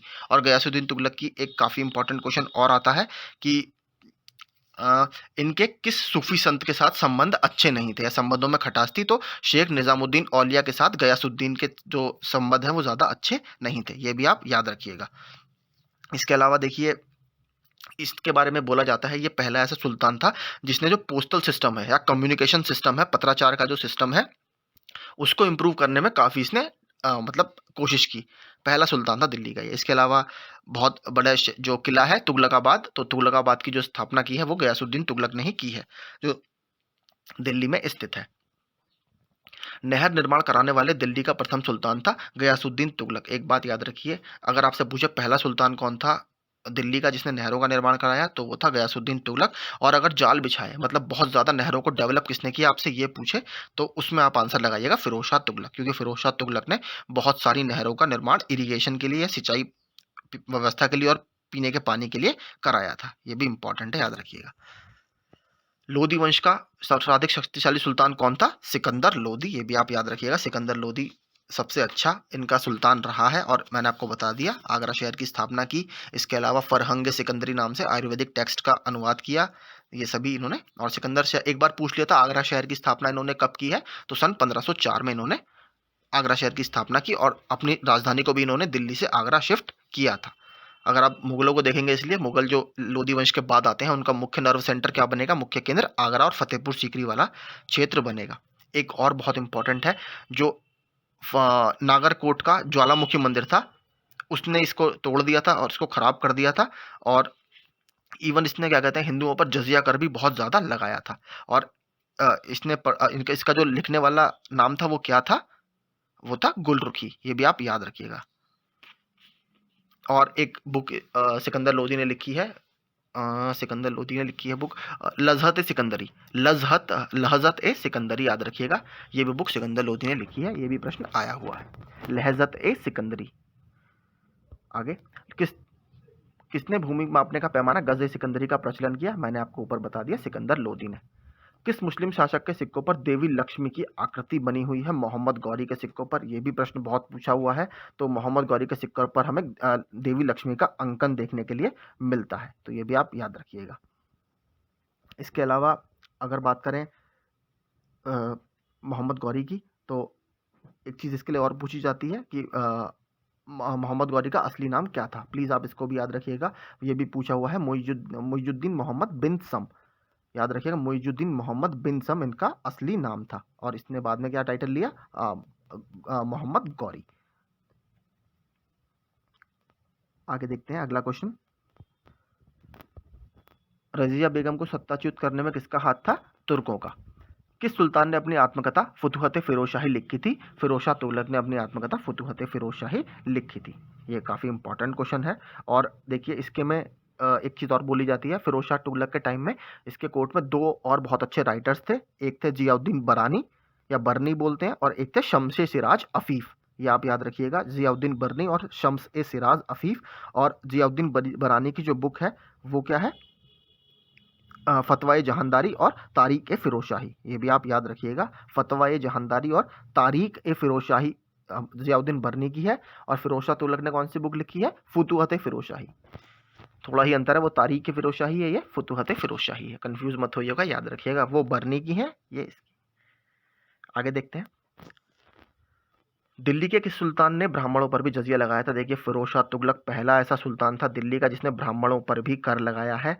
ये पहली बार इतिहास में सल्तनत वंश के ब्राह्मणों पर जिजिया लगाया गया था। ग्वालियर विजय के बाद इल्तुतमिश ने सिक्कों पर किसका नाम अंकित कराया? अपनी पुत्री रजिया का। नसीरुद्दीन महमूद के शासन में काजी के पद पर कौन तैनात था? ये भी काफी अच्छा क्वेश्चन है। आपका मिन्हाजुद्दीन सिराज, याद रखें, मिन्हाजुद्दीन सिराज उस समय काजी के पद पर तैनात था। बलबन का वास्तविक नाम क्या था? बहाउद्दीन। बलबन का वास्तविक नाम क्या था? बहाउद्दीन। आगे देखते हैं, जलालुद्दीन के शासन काल में सबसे बड़ी उपलब्धि क्या थी? देवगिरी की विजय।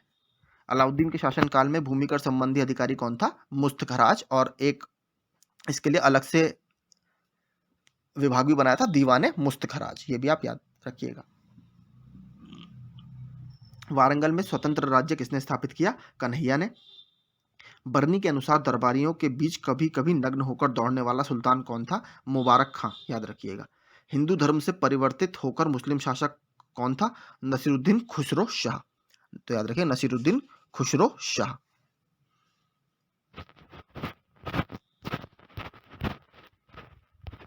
अगला देखते हैं, नसीरुद्दीन खुसरो शाह ने कौन सी उपाधि धारण की? पैगंबर का सेनापति। दिल्ली का प्रथम अफगान शासक कौन था? बहलोल लोदी। मैंने आपको पहले ही बता दिया। इक्ता प्रथा की शुरुआत किसने की थी? इल्तुतमिश ने की थी। ऐबक ने अपनी राजधानी कहाँ बनाई थी? इसने लाहौर बनाई थी। बाद में उसको दिल्ली शिफ्ट किसने किया? इल्तुतमिश ने। और दिल्ली से आगरा किसने शिफ्ट किया? सिकंदर लोदी ने। महमूद गजनवी ने थानेश्वर पर कब आक्रमण किया था? 1014 ईस्वी में। मोहम्मद गौरी द्वारा चलाए गए सिक्के को क्या कहा जाता था? दहली वाला सिक्का। सुल्तान का पद सामान्यतः कैसा था? पैतृक। सल्तनत काल में प्रभावशाली पद किसके अधीन होते थे? अमीरों के। प्रांतों को अन्य किस नाम से जाना जाता था? इक्ता। सल्तनत कालीन शब्दावली के अनुसार सुल्तान के कर्मचारियों को दी गई भूमि क्या कहलाती थी? इबलाक। याद रखिएगा, इबलाक। धर्मोपदेश के लिए क्या शब्द प्रयोग होता था? तज़कीर। शरीयत के आधार पर किसी समस्या के समाधान का निर्णय क्या कहलाता था? फतवा। प्रांतों में सुल्तान का प्रतिनिधि कौन था? वली। अब देखते हैं फोर्थ टॉपिक हमारा, विजयनगर साम्राज्य। विजयनगर साम्राज्य की स्थापना किसने की? हरिहर एवं बुक्का ने। और किसके शासनकाल में स्थापना होती है? तो उस समय राजा होता है दिल्ली सल्तनत का मोहम्मद बिन तुगलक। और ये कहा जाता है कि पूरा जो दक्षिण भारत है वो मोहम्मद बिन तुगलक के टाइम में ही सारा का सारा एक तरह से अपने आप को फ्री घोषित कर देता है। तो ये काफ़ी इंपॉर्टेंट है। आगे देखते हैं, विजयनगर साम्राज्य का सबसे प्रभावशाली शासक कौन था? कृष्णदेव राय। और कृष्णदेव राय कौन से राजवंश से संबंधित था? तो देखिए, विजयनगर में टोटल 4 राजवंशों ने अपना शासन किया है। पहला था संगमा राजवंश, दूसरा सलूवा राजवंश, तीसरा तुलुव राजवंश और चौथा अराविडू राजवंश। तो जो कृष्णदेव राय थे वो आपके तुलुव राजवंश के शासक थे। कृष्णदेव राय ने किसके साथ महत्वपूर्ण संबंध रखे थे? पुर्तगालियों के साथ इन्होंने महत्वपूर्ण संबंध रखे थे। विजयनगर किस नदी के तट पर स्थित है? तुंगभद्रा नदी के तट पर स्थित है। बहमनी राजाओं की राजधानी क्या था? गुलबर्ग था। विजयनगर के महान साम्राज्य के अवशेष कहाँ पाए जाते हैं? हम्पी, कर्नाटक में। विजयनगर का प्रथम शासक कौन था जिसने पुर्तगालियों के साथ संधि की? कृष्णदेव राय जी ने। किसने बीजापुर में स्थित गोल गुंबज का निर्माण किया, जो विश्व का दूसरा बड़ा गुंबज है और अपनी मरशरावी गैलरी यानी विस्परिंग गैलरी के लिए प्रसिद्ध है? मोहम्मद आदिल शाह ने। आगे, कृष्णदेव राय किसके समकालीन थे? बाबर ने। और बाबर ने अपनी बाबर नामा में भी इसके बारे में लिखा है। हम्पी, तिरुनेलवेल, चिदम्बरम, श्रीरंगम, तिरुपति आदि मंदिरों के सामने की ओर बने हुए राय गोपुरम के निर्माता कौन था? कृष्णदेव राय। देखिए, राय गोपुरम क्या होता था? जो आपकी बाउंड्री में कोई गेट बना होता था, उसके ऊपर बनी हुई, गेट के भी ऊपर बनी हुई बहुमंजिला इमारत को, जिसमें काफी नक्काशी होती थी, उसको राय गोपुरम कहा जाता था। हरिहर एवं बुक्का ने जिस संत के प्रभाव में आकर विजयनगर राज्य की स्थापना की, उसका क्या नाम था? माधव विद्यारण्य। ये काफी इंपॉर्टेंट है। माधव विद्यारण्य के इन्फ्लुएंस में आकर इन्होंने इसकी स्थापना की थी। आगे देखते हैं, कौन सा स्थान विजयनगर साम्राज्य में गलीचा निर्माण के लिए प्रसिद्ध था? कालीकट। मीनाक्षी मंदिर कहाँ स्थित है? मदुरई में। विजयनगर साम्राज्य की स्थापना कब हुई थी? 14वीं सदी में। और अगर सन पूछे आपसे तो सन 1336 में। कृष्णदेव राय राजा थे विजयनगर के। चार मीनार का निर्माण किसने कराया था? कुली कुतुब शाह ने। ये इंपॉर्टेंट है, याद रखिएगा, कुली कुतुब शाह ने। गोलकोंडा कहाँ अवस्थित है? हैदराबाद में। हम्पी का खुला संग्रहालय किस राज्य में है? कर्नाटक में। आगे देखते हैं, किस किस संगम वंशी शासक को प्रौढ़ देवराय भी कहा जाता था? देखिए, संगम वंश मतलब मैंने आपको बताया था, संगमा, सुलुवा, तलुवा और अरावली। तो किस संगम शासक को प्रौढ़ देवराय शासक भी बोला जाता है? तो देवराय द्वितीय को। विजयनगर का वह पहला शासक कौन था जिसने ब्राह्मणियों से गोवा को छीना? तो हरिहर द्वितीय ने ब्राह्मणियों से गोवा को छीन लिया था। विजयनगर साम्राज्य की वित्तीय व्यवस्था की मुख्य विशेषता क्या थी? भू राजस्व या लैंड रेवेन्यू। अठवण का क्या मतलब है? भू राजस्व विभाग। ये देखिए, अच्छा शब्द है अठवण, तो ये भू राजस्व विभाग से संबंधित था। बीजापुर का गोल गुंबद किसका मकबरा है? मोहम्मद आदिल शाह का। विजयनगर साम्राज्य अपने उद्भव के लिए आभारी है हरिहर एवं बुक्का का। चार मीनार कहाँ पर है? हैदराबाद में। प्रसिद्ध ऐतिहासिक स्थल हम्पी किस जिले में है? बेल्लारी, कर्नाटक में। विजयनगर के राजा कृष्णदेव राय ने गोलकोंडा का युद्ध किस राजा के साथ लड़ा था? कुली कुतुब शाह के साथ। कृष्णदेव राय के दरबार में अष्टदिग्गज कौन थे? 8 तेलुगु कवि, और इसमें से एक तेनालीराम भी थे। शर्की सुल्तानों के शासनकाल में किसे पूर्व का शिराज या शिराज हिंद कहा जाता था? जौनपुर को शिराज हिंद कहा जाता था। जौनपुर शहर की स्थापना किसने की है? फिरोज शाह तुगलक ने। किसकी याद में? मोहम्मद बिन तुगलक की याद में, क्योंकि उनके बचपन का नाम जौना खां था। आगे, कलहण की राजतरंगिणी, जिसे सही अर्थों में पहला ऐतिहासिक ग्रंथ होने का गौरव प्राप्त है, को किसने आगे बढ़ाया था? जौनराज और श्रीवर ने इसको आगे बढ़ाया था। अपनी मधुरा विजय या वीर कंपराय चरित कृति में अपने पति विजय अभियानों का वर्णन करने वाली कवयित्री कौन थी? गंगा देवी। आगे देखते हैं, बहमनी राज्य की स्थापना किसने की थी? अलाउद्दीन बहमन शाह ने, और हसन गंगू भी इनको बोला जाता है।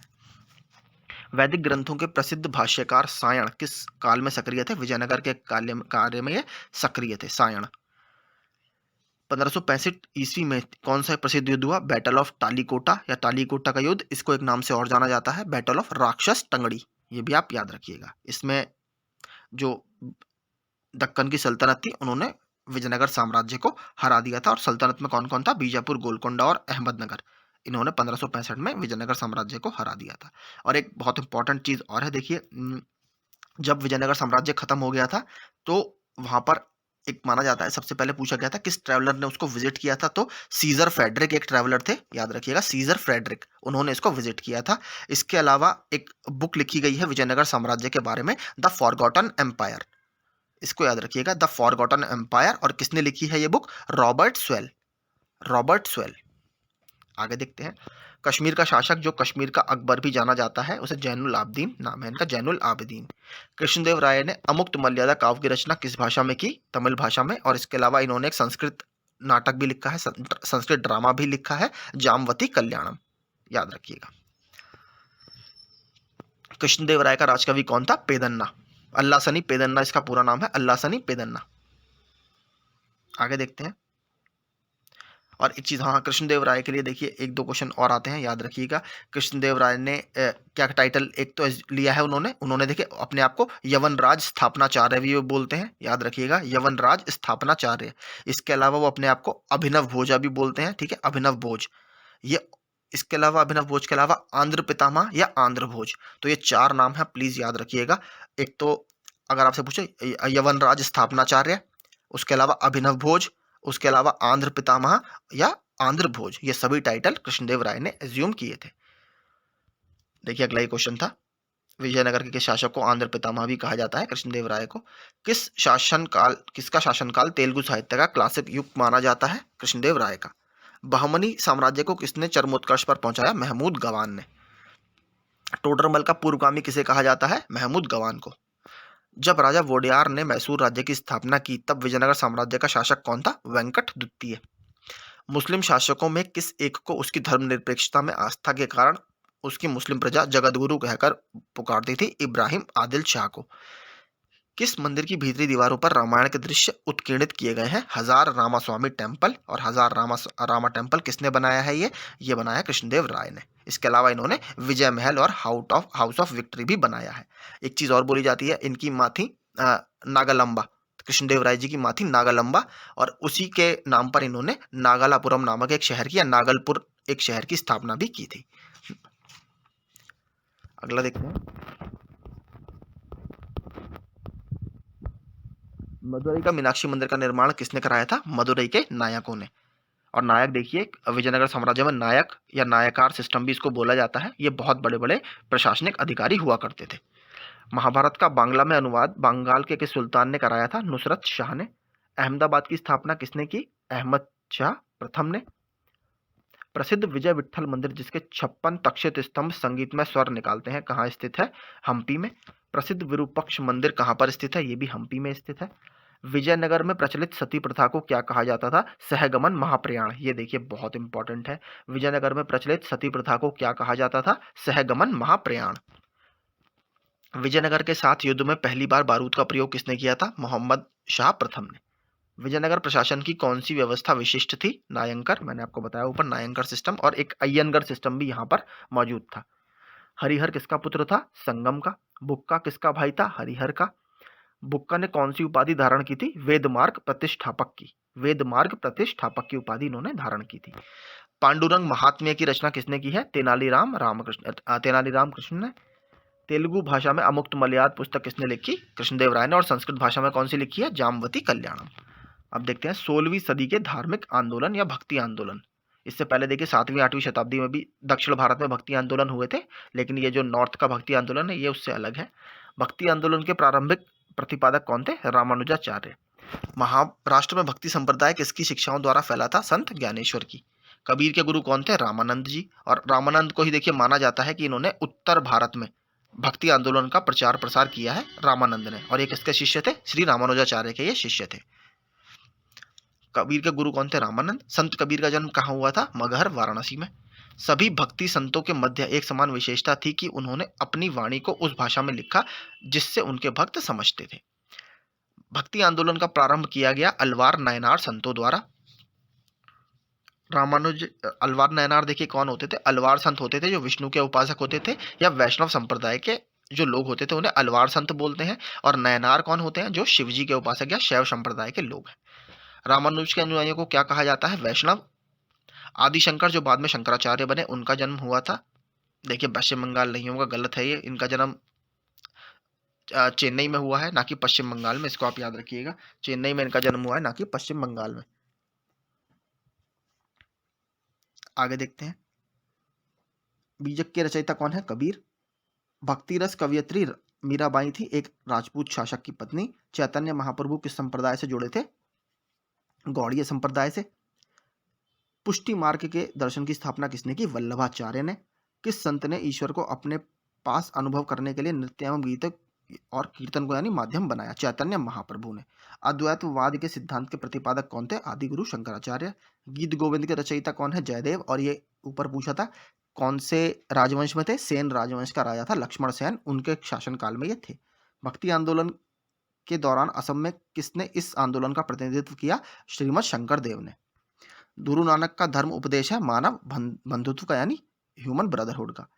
प्रसिद्ध भक्त कवियत्री मीराबाई के पति का क्या नाम था? राजकुमार भोजराज। मीराबाई की मैंने पिछले, अगर आप मेरी 12,000 क्वेश्चन की सीरीज देखेंगे उसमें मैंने इनकी 3 आपको राइटिंग्स बताई हैं कि क्या क्या कविता इन्होंने लिखी हैं। एक बार और बता देता हूँ, राग गोविंद इनके द्वारा लिखी गई है, नरसिंह महारो इनके द्वारा लिखी गई है, गीत गोविंद टीका इन्होंने लिखी थी, और इसके अलावा राग सोरठ भी मीराबाई द्वारा लिखी गई। बुद्ध और मीराबाई के जीवन दर्शन में मुख्य साम्य क्या था? संसार दुखपूर्ण है, ब्रह्म सत्य है और जगत मिथ्या, भ्रम या माया है। यह किसकी उक्ति है? शंकराचार्य की। किसने भक्ति क्षेत्र में शूद्रों को भागवत दर्शन व मोक्ष का अधिकार देकर उन्हें इस्लाम धर्म स्वीकार करने से रोका? श्री रामानुजाचार्य ने। दक्षिण भारत का वह संत कौन था जिसने अपना अधिकांश जीवन उत्तर भारत में वृंदावन में बिताया? निम्रक आचार्य। भक्त तुकाराम कौन से मुगल सम्राट के समकालीन थे? जहांगीर के। किस भक्ति संत ने अपने संदेश के प्रचार के लिए सबसे पहले हिंदी का प्रयोग किया? रामानंद ने। रैदास किसके शिष्य थे? रामानंद के। कबीर किसके शिष्य थे? वो भी रामानंद के ही शिष्य थे। किस गुरु ने पंजाबी भाषा के लिए गुरुमुखी लिपि की शुरुआत की थी? गुरु रामदास ने। गुरु नानक का जन्म 1469 ईस्वी में कहाँ हुआ था? तलवंडी, या फिर आज की डेट में ननकाना साहिब उसको बोला जाता है। सिख धर्म का संस्थापक किसे माना जाता है? गुरु नानक को। चैतन्य महाप्रभु का जन्मस्थल क्या है? नदिया या नवद्वीप। शिवाजी के आध्यात्मिक गुरु कौन थे? शंकर देव। भक्ति आंदोलन की 2 मुख्य धाराएं कौन सी थी? निर्गुण तथा सगुण। निर्गुण परंपरा के सर्वाधिक प्रसिद्ध लोकप्रिय संत कौन थे? कबीर और नानक। मलूक दास ने किसका घोर विरोध किया था? तीर्थ यात्रा व मूर्ति पूजा का। यदि एक पत्थर की पूजा होती है तो दूसरों को पैरों तले क्यों रौंदा जाता है? यह किसने कहा था? नामदेव ने। ईश्वर पूजा हेतु गोदावरी नदी से लाए पवित्र जल को किसने एक प्यासे गधे को पिला दिया था? एकनाथ ने। गुरु शंकराचार्य किस मत के प्रवर्तक थे? अद्वैतवाद के। रामानुजाचार्य किस मत के प्रवर्तक थे? विशिष्ट अद्वैतवाद के। रामानंद ने किस सिद्धांत पर जोर दिया? एकेश्वरवाद पर। अब देखते हैं सूफी आंदोलन। 6th हमारा टॉपिक है सूफी आंदोलन। वह सूफी संत कौन था जो यह मानता था कि भक्ति संगीत ईश्वर के निकट पहुंचने का मार्ग है? मोइनुद्दीन चिश्ती। भारत में चिश्ती सिलसिले को स्थापित किसने किया था? शेख मोइनुद्दीन चिश्ती ने। सूफी सिलसिला संप्रदाय मूलतः संबंधित है इस्लाम से। इस्लाम रहस्यवादी आंदोलन को कहा जाता है सूफी आंदोलन। किस सुल्तान ने से निजामुद्दीन औलिया ने भेंट करने से इनकार कर दिया था? जलालुद्दीन फिरोज खिलजी से। सूफी सिलसिलों संप्रदायों में कौन संगीत के विरुद्ध था? नक्शबंदिया सिलसिला। दारा शिकोह ने किस शीर्षक से उपनिषदों का फारसी में अनुवाद किया था? सिर-ए-अकबर।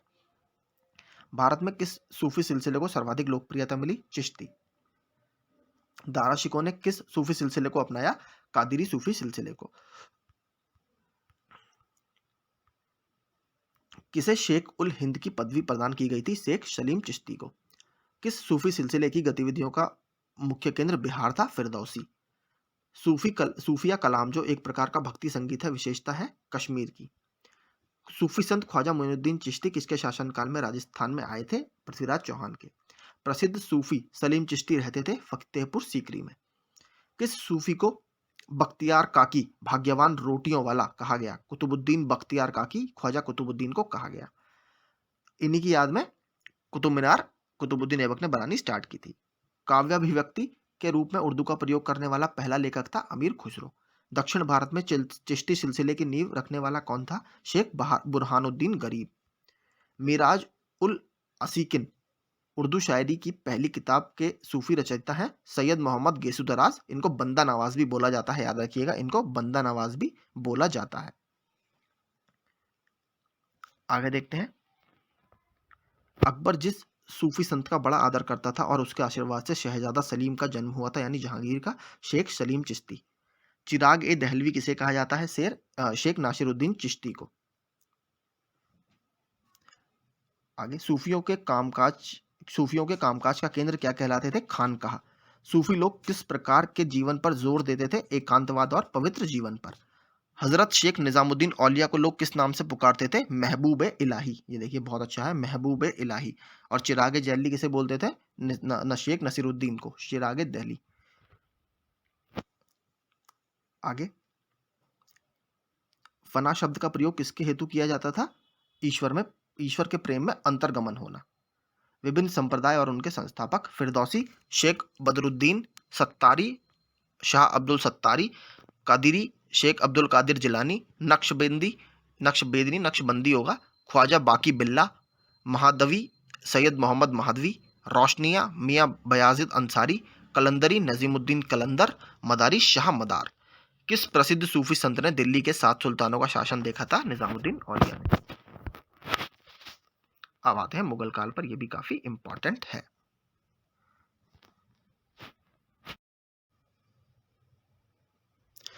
इसमें पहला प्रश्न है, मुगल वंश का संस्थापक कौन था? बाबर। बाबर ने 1526 में पानीपत के प्रथम युद्ध में इब्राहिम लोदी को हराकर भारत में मुगल वंश की स्थापना की थी। 1526 ईस्वी में बाबर ने किस वंश के शासक को परास्त कर मुगल साम्राज्य की नींव डाली? लोदी वंश के इब्राहिम लोदी को। पानीपत का प्रथम युद्ध कब हुआ? 21 अप्रैल 1526। भारत में ग्रांड ट्रंक रोड किसने बनवाई थी? शेरशाह सूरी ने।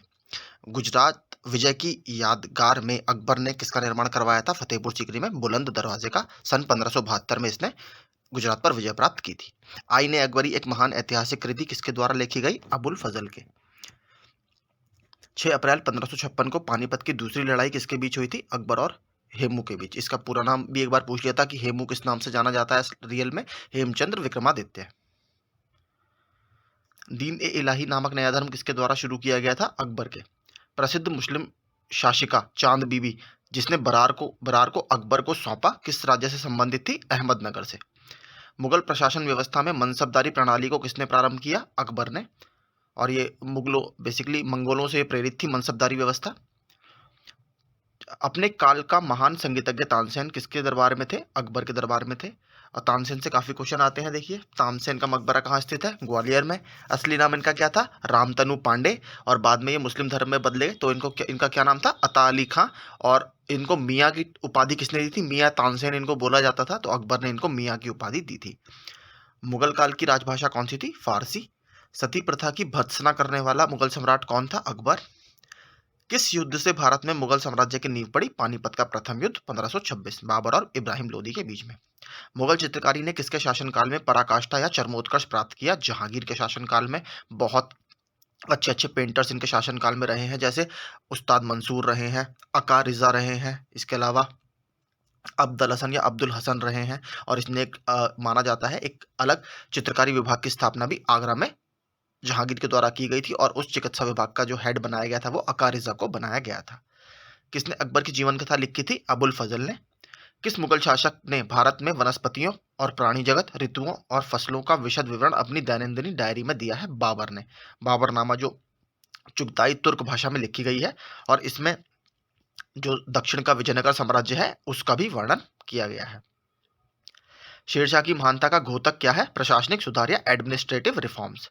हुमायूं नामा किसने लिखी थी? गुलबदन बेगम ने। अकबर के शासन में महाभारत का फारसी भाषा में अनुवाद किया गया था, वह किस नाम से जाना जाता है? रज़्मनामा। अब्दुल कादिर बदायूनी और अबुल फजल का इसमें योगदान रहा है। किस मुगल सम्राट ने सैयद भाइयों को गिराया? मोहम्मद शाह ने। कौन अंतिम मुगल सम्राट थे? बहादुर शाह द्वितीय। कब्र कहाँ पर है इनकी? रंगून में। अकबर के शासनकाल में भू राजस्व सुधारों के लिए कौन उत्तरदायी था? टोडरमल। आपने दहसाला सिस्टम सुना होगा, आई ने दहसाला, वो इन्हीं की दिमाग की उपज थी। अकबर द्वारा बनवाए गए उपासना भवन पूजा गृह का क्या नाम था? इबादत खाना। सुप्रसिद्ध संगीत द्वय तानसेन और बैजू बावरा किसके शासनकाल में सुविख्यात थे? अकबर के। रामचरितमानस के लेखक तुलसीदास किसके शासनकाल से संबंधित थे? अकबर के। बाबर मूल रूप से कहाँ का शासक था? फरगना। आगे देखते हैं। किसने मुगल सम्राट की राजधानी को साम्राज्य की राजधानी को आगरा से दिल्ली स्थानांतरित किया था? शाहजहां ने। और एक नया शहर भी इसने यहाँ पर बसाया था, शाहजहानाबाद। अकबर के युवावस्था में उसका संरक्षक कौन था? बैरम खान। किस स्थान पर नादिर शाह ने चढ़ाई नहीं की थी? कन्नौज पे। किसने ऐसे बाग बगीचे जिसमें बहता पानी हो के निर्माण की परंपरा शुरुआत की थी? देखिए बाबर ने। आपने सुना होगा चार बाग स्टाइल, मतलब वो उस एक बाग को चार अलग अलग भागों में बांटता था और बीच में उसको जो नालियों के रूप में या जो वाटरवेज होते थे उसमें पानी बहता रहता था। तो ये एक तरह से मुगल या आप कह सकते हैं मुस्लिम धर्म में इसको ऐसा माना जाता है कि स्वर्ग जो है वो ऐसा ही दिखता है। तो पैराडाइज की एक तरह से धरती पर एक तरह से कॉपी करना, तो चार बाग स्टाइल उसका एक घोतक है। राजा बीरबल की उपाधि किसने दी थी? महेश दास को। औरंगजेब ने ज्यादा भवनों का निर्माण नहीं करवाया क्योंकि उसे अपने शासनकाल में निरंतर युद्ध करने पड़े। किस मुगल शासक का दो बार राज्याभिषेक हुआ? औरंगजेब का। ये याद रखिएगा, औरंगजेब का दो बार राज्याभिषेक हुआ है। ग्रांड ट्रंक सड़क जोड़ती है कोलकाता व अमृतसर को। वर्ष 1526 ईस्वी में लड़ी गई पानीपत की पहली लड़ाई में बाबर कौन पराजित हुआ था? इब्राहिम लोदी। शेरशाह सूरी का मकबरा कहाँ स्थित है? सासाराम बिहार में। अकबर का राज्याभिषेक कहाँ हुआ था? कलानौर में, पंजाब में स्थित है। गुरु अर्जुन देव के समकालीन थे? किसके समकालीन थे गुरु अर्जुन देव? जहांगीर के। और इन्होंने जो इसका बेटा था जहांगीर का, खुसरो और खुर्रम, दो इनके बेटे थे। खुसरो के जो संबंध थे काफी करीबी संबंध थे गुरु अर्जुन देव से, लेकिन गुरु अर्जुन देव क्या करते थे? जो एंटी कन्वर्जन पॉलिसी चलाते थे, जो मुस्लिम धर्म में बदल गए थे लोग उनको वापस हिंदू धर्म में अपनाने के लिए काफ़ी ज़्यादा काम किया करते थे। तो जहांगीर को ये चीज़ पसंद नहीं आई और जहांगीर ने इनको मृत्युदंड दे दिया था और यहीं से मुगल और सिखों के जो संबंध है वो काफ़ी खराब हो गए थे। आपने 9वें सिख गुरु के बारे में सुना होगा, गुरु तेग बहादुर, जिसको औरंगजेब ने जिनका सर धड़ से अलग कर दिया था दिल्ली में, जहाँ पर शीशगंज गुरुद्वारा स्थित है। तो उनके संबंध काफ़ी ठीक यहाँ से खराब होने शुरू हो गए थे। किस राजपूत वंश ने अकबर के सामने समर्पण नहीं किया था? सिसोदिया वंश ने। किस मुगल शासक को आलमगीर कहा जाता था? देखिए औरंगजेब का पूरा नाम अगर आप कभी कभी कहीं पढ़ेंगे, औरंगजेब आलमगीर लिखा रहता है, तो आलमगीर औरंगजेब अपने आप को बोलता था। सम्राट अकबर द्वारा किसे जरी कलम की उपाधि से अलंकृत किया गया था? मोहम्मद हुसनैन, कश्मीरी बोला जाता है, या मोहम्मद हुसैन को इसके लिए अलंकृत किया गया था। बाबर ने पहली बार पश्चिम से कहाँ होकर भारत में प्रवेश किया था? पंजाब से होकर। हल्दी घाटी का युद्ध कब लड़ा गया? 1576 में। किस किस के बीच लड़ा गया? महाराणा प्रताप और अकबर की सेना के बीच में। फैजी, अबुल फैजी बोलते हैं, फैजी। फैजी किसके दरबार में था? अकबर के। जो मजहरनामा आपने पढ़ा होगा, अकबर ने मजहरनामा जारी किया था, वो फैजी ने ही लिखा था। किसके समय में मलिक मोहम्मद जायसी ने पद्मावत की रचना की? शेरशाह सूरी के टाइम में। किसने चौसा की लड़ाई 1539 में हुमायूं को पराजित किया था? शेरशाह को। हुमायूं का मकबरा कहाँ स्थित है? दिल्ली में। किस मुगल शासक ने दो बार शासन किया? हुमायूं ने। एक बार देखिए 1539-40 में, 39 में ये बैटल ऑफ चौसा में हार जाता है, चौसा की लड़ाई में हार जाता है शेरशाह सूरी से, और 40 में बैटल ऑफ बिलग्राम, बिलग्राम की लड़ाई या कन्नौज में भी हार जाता है। उसके बाद ये ईरान चला जाता है यहाँ से, और फिर जब 1946 में एक हादसे में शेरशाह सूरी की कलिंजर में मृत्यु हो जाती है, वहाँ पर उसके बाद फिर दोबारा से भारत में आता है, और इसे कहा जाता है कि अपनी लाइब्रेरी की ऊंची मंजिल से गिरकर इसकी मृत्यु हो गई थी। तो दो बार ये शासन करता है। भारत में बीबी का मकबरा कहाँ स्थित है? औरंगाबाद में। फतेहपुर सीकरी स्थित लाल पत्थर से निर्मित शेख सलीम चिश्ती के मकबरे को किसने संगमरमर का करवाया? जहांगीर ने। किस मुगल शासक को पहले आगरा में दफनाया गया और बाद में, आरामबाग एक जगह है आगरा में, पहले वहां अब दफनाया गया, बाद में उसकी एक अफगान विधवा शव को काबुल ले गई और वहीं एक बाग में दफनाया बाबर को। तो बाबर को पहले आगरा में आरामबाग एक जगह है वहां पर दफनाया गया था, उसके बाद इसको वापस काबुल में दफनाया गया। जहांगीर का भी पूछता है, जहांगीर की मृत्यु कहाँ हुई थी? एक बार ये पूछा था, कश्मीर में उनकी मृत्यु हुई थी, लेकिन उनको दफनाया कहाँ पर गया है? उनको दफनाया गया है लाहौर में, शाहदरा एक जगह है वहां पर, शाहदरा, वहां पर इनको दफनाया गया है। किस युद्ध को जीतने के बाद शेरशाह ने दिल्ली में अफगान सत्ता की स्थापना की? बिलग्राम का युद्ध मैंने आपको बता दिया, इसको कन्नौज का युद्ध भी बोला जाता है, सन 1540 ईस्वी में लड़ा गया। शेर शाह ने किस शहर में मोती मस्जिद बनवाई थी? शाहजहां ने किस शहर में मोती मस्जिद बनवाई थी? आगरा में। और देखिए, एक मोती मस्जिद का निर्माण नई दिल्ली में भी करवाया था, वो औरंगजेब ने करवाया था, ये याद रखिएगा आप। शाहजहां ने करवाया था मोती मस्जिद का निर्माण आगरा में, और औरंगजेब ने दिल्ली में। किस मुगल बादशाह ने जिजिया कर पुनः लगाया? औरंगजेब ने। अकबर के शासनकाल में अमल गुजार नामक अधिकारी का कार्य था भूमि राजस्व का मूल्यांकन और संग्रह करना। शिवाजी ने मुगलों को किस संधि के द्वारा किलों को हस्तांतरित किया? पुरंदर की संधि। मुगल प्रशासन में मुहतसिब था लोक आचरण अधिकारी। मुहतसिब लोक आचरण अधिकारी। किस वर्ष वैशाखी के दिन 13 अप्रैल को गुरु गोविंद सिंह ने खालसा पंथ की नींव रखी थी? 1699 में। कौन सा मुगल बादशाह पहले तो अंग्रेजों का कैदी रहा और बाद में जीवन पर्यंत मराठों का पेंशन भोगी रहा? शाह आलम द्वितीय। दक्षिण में किसके शासनकाल में मुगल साम्राज्य तमिल साम्राज्य तक फैला? औरंगजेब के शासनकाल में। मुगल काल में किस बादशाह को बाबुल मक्का या मक्का द्वार कहा जाता है? किस बंदरगाह को बाबुल मक्का या मक्का द्वार कहा जाता है? सूरत को। भारत के इतिहास के संदर्भ में अब्दुल हमीद लाहौरी कौन था? शाहजहां के शासन का एक राजकीय इतिहासकार। किस मुगल बादशाह की मृत्यु दीनपनाह पुस्तकालय की सीढ़ियों से गिरने के कारण हुई? हुमायूं की, मैंने आपको ऊपर बता दिया। किस मुगल बादशाह के दुर्भाग्य पर व्यंग करते हुए लेनपूल ने लिखा है, वह जीवन भर ठोकरें खाता रहा और ठोकर खाकर ही उसके जीवन का अंत हुआ? हुमायूं। मुगल प्रशासन में मदद ए माश इंगित करता है विद्वानों को दी जाने वाली राजस्व मुक्त अनुदत्त भूमि। दास्तान अमीर हमजा का चित्रांकन किसके द्वारा किया गया था? अब्दुस समद के द्वारा। किस सुल्तान ने पहले हजरत आला की उपाधि अपनाई और बाद में सुल्तान की? शेरशाह सूरी ने। किस मुगल बादशाह को वजीर गाजीउद्दीन ने दिल्ली में दाखिल होने नहीं दिया था? शाह आलम द्वितीय को। मसनवी जो बाबर द्वारा मुस्लिम कानून के नियमों का संग्रह है, मुबायिन, याद रखिएगा, मुबायिन। औरंगजेब द्वारा चलाए गए जिहाद का अर्थ है दारुल इस्लाम। दिल्ली के लाल किले का निर्माण किसने करवाया था? शाहजहां ने। किस इतिहासकार ने शाहजहां के शासनकाल को मुगल काल का स्वर्ण युग कहा है? A.L. श्रीवास्तव जी ने। पटना को प्रांतीय राजधानी बनाया था शेरशाह ने। मयूर सिंहासन या तख्त ए ताउस पर बैठने वाला अंतिम मुगल बादशाह कौन था? मोहम्मद शाह रंगीला। किसने हिंद तथा ईरानी वास्तुकला का सर्वप्रथम समन्वय देखने को मिलता है? कहां पर हमें देखने के लिए मिलता है? शेरशाह के मकबरे में। शेरशाह के बचपन का नाम क्या था? फरीद खां। शेरशाह को उसके पिता हसन खान ने एक जागीर के प्रबंधक के रूप में नियुक्त किया था, वह जागीर थी सहसराम या सासाराम। वहीं पर इनका मकबरा भी स्थित था, सासाराम बिहार में। पानीपत के युद्ध में बाबर की जीत का मुख्य कारण क्या था? उसकी सैन्य कुशलता। जब्ती प्रणाली या जब्ती बंदोबस्त भी बोला जाता है इसको, किसकी उपज थी? शेरशाह की। और फिर इसको ही इंप्रूव करके अकबर ने आईने दहसाला जो सिस्टम है टोडरमल की हेल्प से वो बनाया, भू राजस्व को असेस करने के लिए, उनकी ठीक से उसका रेट निकालने के लिए। जबाविद का संबंध किससे था? राज्य कानून से, स्टेट लॉ से। ईरान के शाह और मुगल शासकों के बीच झगड़े की जड़ क्या थी? कांधार, जो कि उत्तर पश्चिम में स्थित था। मुमताज महल का असली नाम क्या था? अर्जुबंद बानो बेगम। किस मुगल बादशाह को जिंदा पीर कहा जाता है? औरंगजेब को। और आलमगीर किसको कहा जाता है? वो भी औरंगजेब को कहा जाता है। अकबर द्वारा बनाई गई कौन सी इमारत का नक्शा बौद्ध विहार की तरह है? पंचमहल का नक्शा बौद्ध विहार की तरह है।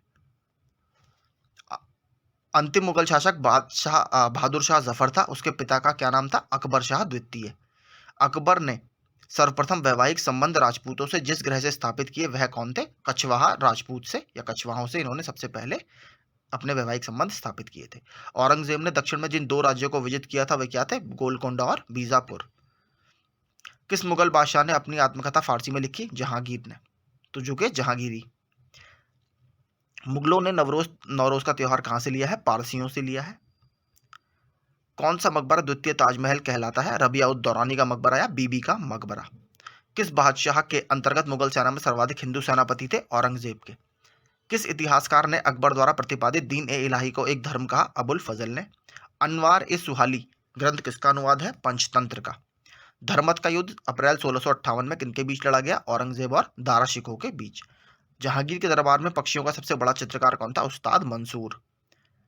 और याद रखिएगा, ये काफी पूछा भी जाता है, आप मुझे प्लीज कमेंट में बताइएगा। इसने दो उपाधियां दी थी, एक थी नादिर उल अशरा, एक थी नादिर उज जमा। तो जहांगीर ने किन किन को ये दोनों उपाधियां दी थी? नादिर उल अशरा और नादिर उल जमा। मंसूर को और एक अब्दुल हसन थे उनको। इनमें से किस किस को कौन सी उपाधि दी थी? मैंने आपको दोनों नाम बता दिए, आप बताइएगा कमेंट में किसको कौन सी उपाधि दी थी। किस ने मुगल काल में ऐतिहासिक विवरण लिखा है? गुलबदन बेगम ने। प्रसिद्ध संगीतज्ञ तानसेन का मकबरा स्थित है ग्वालियर में। गुलबदन बेगम पुत्री थी बाबर की। मुगल प्रशासन में जिले को किस नाम से जाना जाता था? सरकार। देखिए मुगल शासन में आप सूबा पढ़ेंगे, सरकार पढ़ेंगे, परगना पढ़ेंगे, तो ऐसे ही एडमिनिस्ट्रेटिव डिविजन्स थे, जो प्रांत थे, प्रोविंसेस थे, उसको अलग अलग भाग में बांटा जाता था, सरकार, सूबा, परगना, इस तरीके से। किस सिख गुरु की मृत्यु के लिए औरंगजेब जिम्मेदार है? नवें सिख गुरु, गुरु तेग बहादुर। भारत के मुगल शासक बनने पर जहीरुद्दीन मोहम्मद ने क्या नाम रखा? इसका पूरा नाम आपने सुना भी होगा, जहीरुद्दीन मोहम्मद बाबर। और इसके बारे में एक बार पूछा था कि शाहरुख नामक सिक्का भारत में किसने चलाया है? तो शाहरुख नामक सिक्का भारत में बाबर ने ही स्टार्ट किया था। अकबर के काल में महाभारत का फारसी अनुवाद जिसके निर्देशन में हुआ है वह कौन है? फैजी। दिल्ली की प्रसिद्ध जामा मस्जिद का निर्माण किसने कराया है? शाहजहां ने। किस मुसलमान विद्वान का हिंदी साहित्य के लिए सबसे महत्वपूर्ण योगदान रहा है? अब्दुल रहीम खाने खाना का।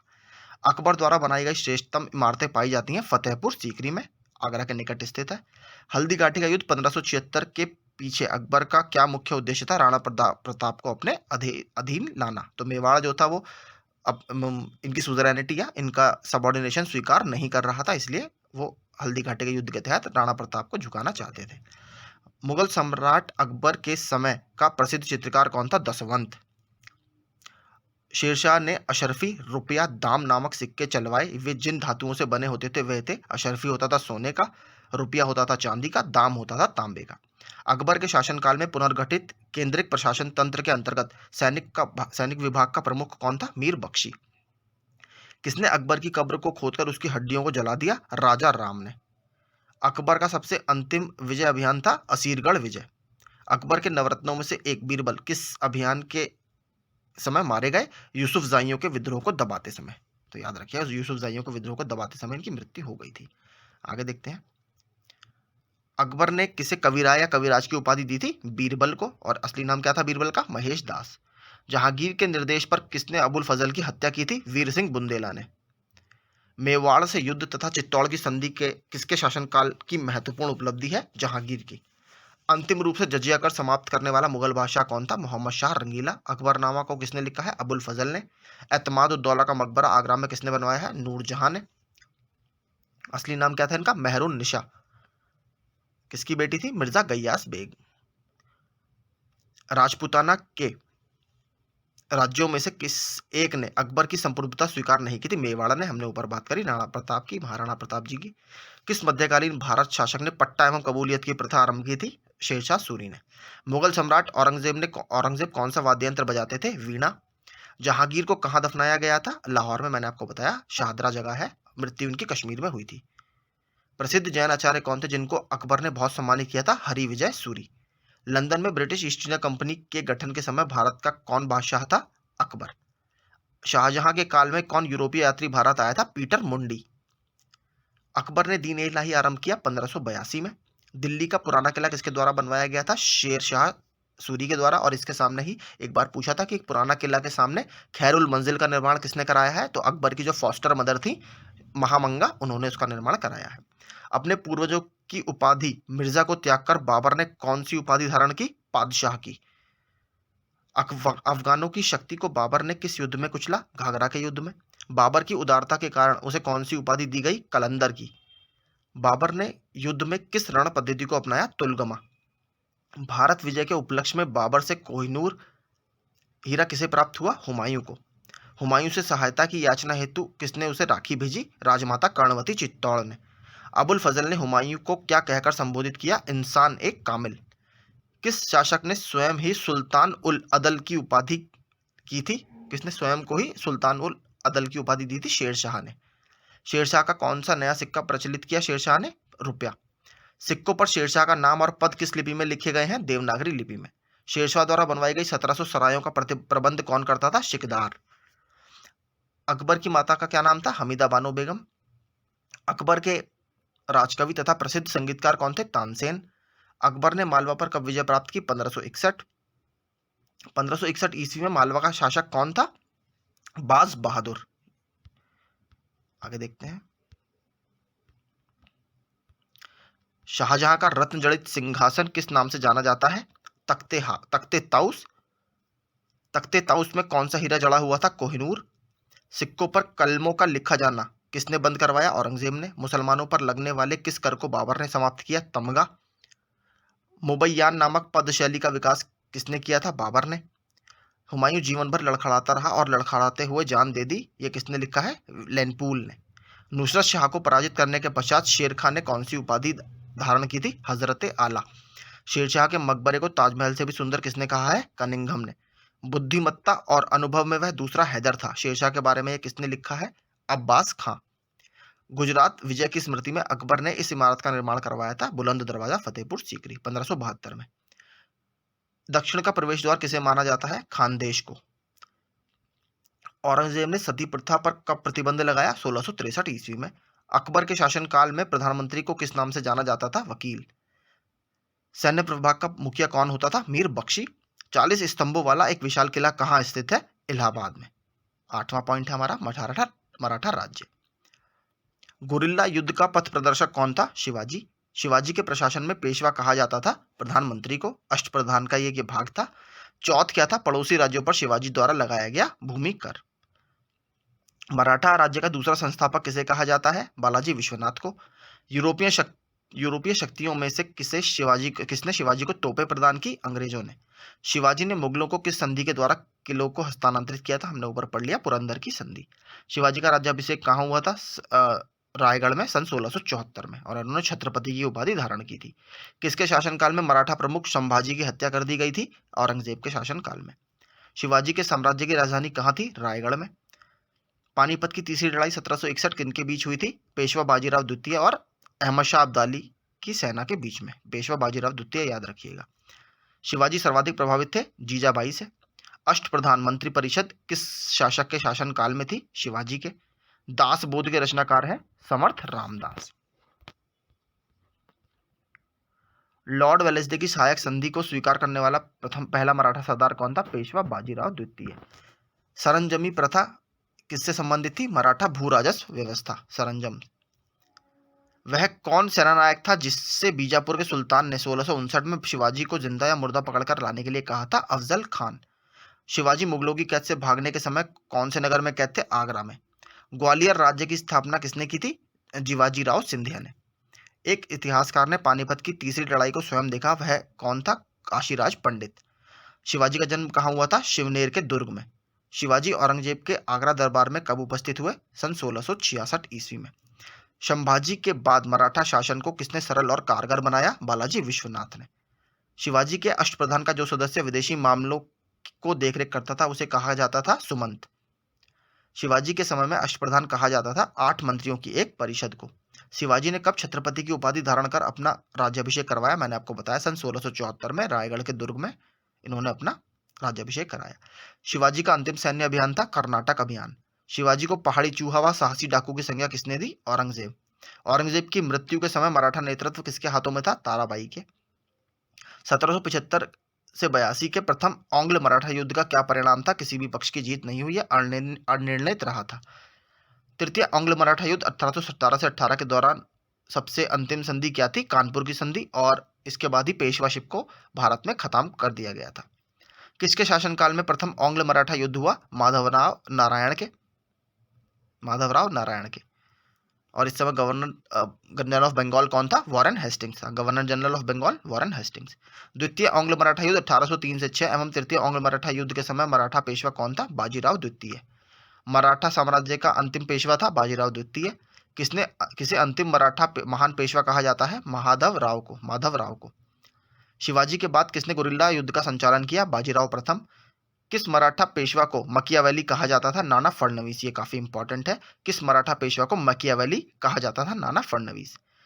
किसने पानीपत के तृतीय युद्ध में संगठित मराठा सेना का नेतृत्व किया? सदाशिवराव सिंधिया ने। किसने पुर्तगालियों से सल्सेट एवं बसीन के द्वीपों को छीना? बाजीराव प्रथम। मराठा साम्राज्य की सबसे बहादुर महिला कौन थी? ताराबाई। शिवाजी ने मजबूत नौसेना का गठन किया था। शिवाजी का सर्वप्रथम नौसैनिक बेड़ा कहाँ स्थित था? कोलाबा में।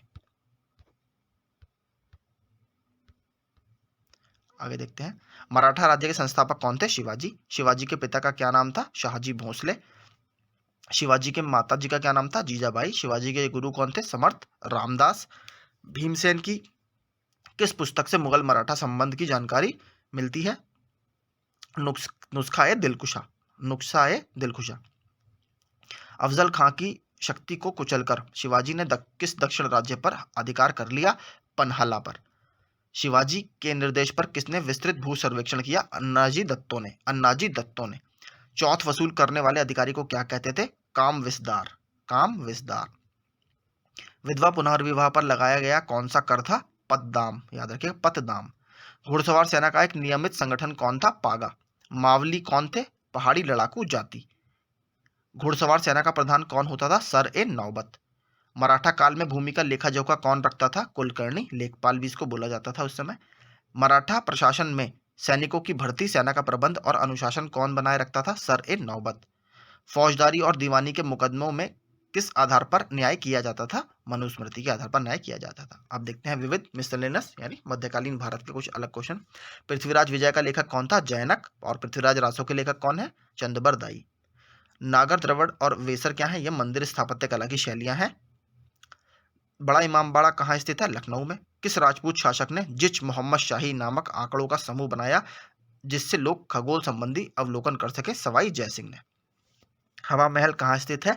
जयपुर में। प्रसिद्ध चेतक घोड़ा किससे संबंधित है? महाराणा प्रताप से। कौन सा कथन 8वीं सदी के संत शंकराचार्य के बारे में सही नहीं है? उन्होंने प्रयाग को तीर्थराज का नाम दिया था। ये कथन गलत है। किसने दिल्ली में खगोलीय वेधशाला जिसे जंतर मंतर कहते हैं बनवाई थी? सवाई जयसिंह द्वितीय ने। गोविंद महल जो हिंदू वास्तुकला का अप्रतिम उदाहरण है स्थित है दतिया में। कौन बीजगणित के क्षेत्र में अपने योगदान के लिए विशेष रूप से जाना जाता है? भास्कर। यानी इनकी कौन सी बुक है? भास्कराचार्य द्वितीय इनका पूरा नाम है, भास्कराचार्य द्वितीय। और लीलावती इनकी बुक है जिसमें बीजगणित या एलजेब्रा की बात की गई है। कौन सा सबसे प्राचीन वाद्य यंत्र है? वीणा। कौन से वृहत मंदिर के प्रारंभिक अभिकल्पना तथा निर्माण सूर्यवर्मन द्वितीय के राज्यकाल के दौरान हुए? अंगकोरवाट मंदिर कहाँ पर है? कंबोडिया में। किस कंपनी ने सर्वप्रथम भारत में रेल सेवा की शुरुआत की थी? Great Indian peninsular railway. अगला, निर्माता और स्मारक? अलाउद्दीन खिलजी अलाई दरवाजा दिल्ली, अकबर बुलंद दरवाजा फतेहपुर सीकरी, गुजरात विजय को याद रखने के लिए, शाहजहां मोती मस्जिद आगरा, औरंगजेब मोती मस्जिद दिल्ली, जो मैंने आपको बताया था ऊपर। वर्ष 1798 में लॉर्ड वेलेस्ली द्वारा प्रस्तावित सहायक संधि को स्वीकार करने वाला पहला भारतीय शासक कौन था? हैदराबाद का निजाम। भारत का प्रथम गवर्नर जनरल व वायसरॉय कौन था? Lord Canning. तृतीय आंग्ल मैसूर युद्ध को रोकने के लिए टीपू सुल्तान ने अंग्रेजों के साथ कौन सी संधि की थी? श्रीरंगपट्टनम की। मैंने आपको बताया था, मैंने इसकी ट्रिक क्या बताई है? मद्रास मांगा श्रीरंगपट्टनम में। पहली संधि कौन सी होती है? मद्रास की। दूसरी मंगलौर की। तीसरी श्रीरंगपट्टनम की। और चौथे युद्ध में 1799 में टीपू सुल्तान की मृत्यु हो जाती है। अगला, किस सिख गुरु ने फारसी में जफरनामा लिखा था? गुरु गोविंद सिंह ने। किस सिख गुरु ने नानक की जीवनी लिखी थी? गुरु अंगद देव ने। सिखों के सैन्य संप्रदाय खालसा पंथ का प्रवर्तन किसने किया था? गुरु गोविंद सिंह ने। 1757 में सिराजुद्दौला किसके द्वारा पराजित किया गया? आपका रॉबर्ट क्लाइव के द्वारा। सुगौली की संधि 1816 में किनके बीच हुई थी? ईस्ट इंडिया कंपनी और नेपाल के बीच में। टीपू सुल्तान की मृत्यु 1799 में कहाँ हुई? श्रीरंगपट्टनम में। हड़प नीति डॉक्ट्रिन ऑफ लैप्स के अंतर्गत कौन से भारतीय राज्य कब्जों में किए गए थे? देखिए, सतारा हो गया, नागपुर हो गया, झांसी हो गया, ये सभी इसमें इसके तहत ही अंदर किए गए थे। किस राज्य के शासक नवाब वजीर कहलाते थे? अवध के नवाब। किसने ग्रामीण जाटों को एक सैनिक शक्ति के रूप में संगठित किया? चूड़ामन या चूड़ामणि ने। किसने जाटों का अफलातून या प्लेटो ऑफ जाट्स एवं जाटों का आदरणीय व विद्वान व्यक्ति जज्जाट उलैसिस कहा जाता है? सूरजमल को। भारत पर आक्रमण करने वाले इस ईरानी शासक को ईरान का नेपोलियन कहा जाता है? नादिर शाह को। भारत के किस गवर्नर जनरल के समय सिंध का विलय 1843 में भारत राज्य में किया गया था? Lord Ellenborough. सिंध विजय का श्रेय किसे दिया जाता है? सर चार्ल्स नेपियर को। ठगी प्रथा के उन्मूलन से संबंधित गवर्नर जनरल थे? Lord William Bentinck. वोडेयार कहाँ के शासक थे? मैसूर रियासत के। टीपू सुल्तान की राजधानी थी श्रीरंगपट्टनम। क्लाइव को बंगाल का गवर्नर बनाया गया था 1758 ईस्वी में। भारत का प्रथम गवर्नर जनरल था लॉर्ड विलियम बेंटिक। द्वैध शासन नीति को किसने समाप्त किया था? वॉरेन हेस्टिंग्स ने। अंग्रेजों का सर्वाधिक विरोध किसने किया था? मराठों ने। प्लासी का युद्ध 1757 ईस्वी अत्यधिक ऐतिहासिक महत्व का था क्योंकि इसने बंगाल में ब्रिटिश वर्चस्व के लिए मार्ग प्रशस्त किया और उसके बाद संपूर्ण भारत पर ब्रिटिश नियंत्रण के लिए रास्ता खुल गया। ब्रिटिश सरकार भारतीयों को आधुनिक शिक्षा देना चाहती थी। इसमें उनका उद्देश्य क्या था? भारत में अपनी राजनीतिक सत्ता की नींव सुदृढ़ करना। प्रशासनिक अव्यवस्था कुशासन के आधार पर डलहौजी ने किस राज्य को ब्रिटिश साम्राज्य में मिलाया था? अवध को। आदि ग्रंथ किससे संकलित किया गया था? किसने संकलित किया था? गुरु अर्जुन ने। और आदि ग्रंथ में हमें सूफी संत बाबा फरीद या बाबा फरीद गंजे शकर की जो बातें हैं वो भी इसमें देखने के लिए मिलती हैं। किस भारत में आधुनिक शिक्षा प्रणाली की नींव किससे पड़ी? 1835 में लॉर्ड मैकॉले के जो मैकॉले मिनट आता है 1835 में, उससे इसकी नींव भारत में पड़ी थी। और इसमें डाउनवर्ड फिल्ट्रेशन थ्योरी या ट्रिकल डाउन थ्योरी की बात की गई थी। पंजाब में सिख साम्राज्य के या सिख राज्य के संस्थापक थे महाराजा रणजीत सिंह। किसने फ्रांसीसी विशेषज्ञों की मदद से डिंडीगुल में एक आधुनिक शस्त्रागार को स्थापित किया? हैदर अली ने। किस मुगल बादशाह ने 1733 ईस्वी में बिहार की सूबेदारी बंगाल के नवाब शुजाउद्दीन से प्राप्त की? मोहम्मद शाह रंगीला ने। अंग्रेजों का पेंशनर बनने वाला प्रथम मुगल बादशाह था शाह आलम द्वितीय। गोद प्रथा पर प्रतिबंध लगाने वाला गवर्नर जनरल था लॉर्ड डलहौजी। पंजाब के राजा रणजीत सिंह की राजधानी कहाँ थी? लाहौर।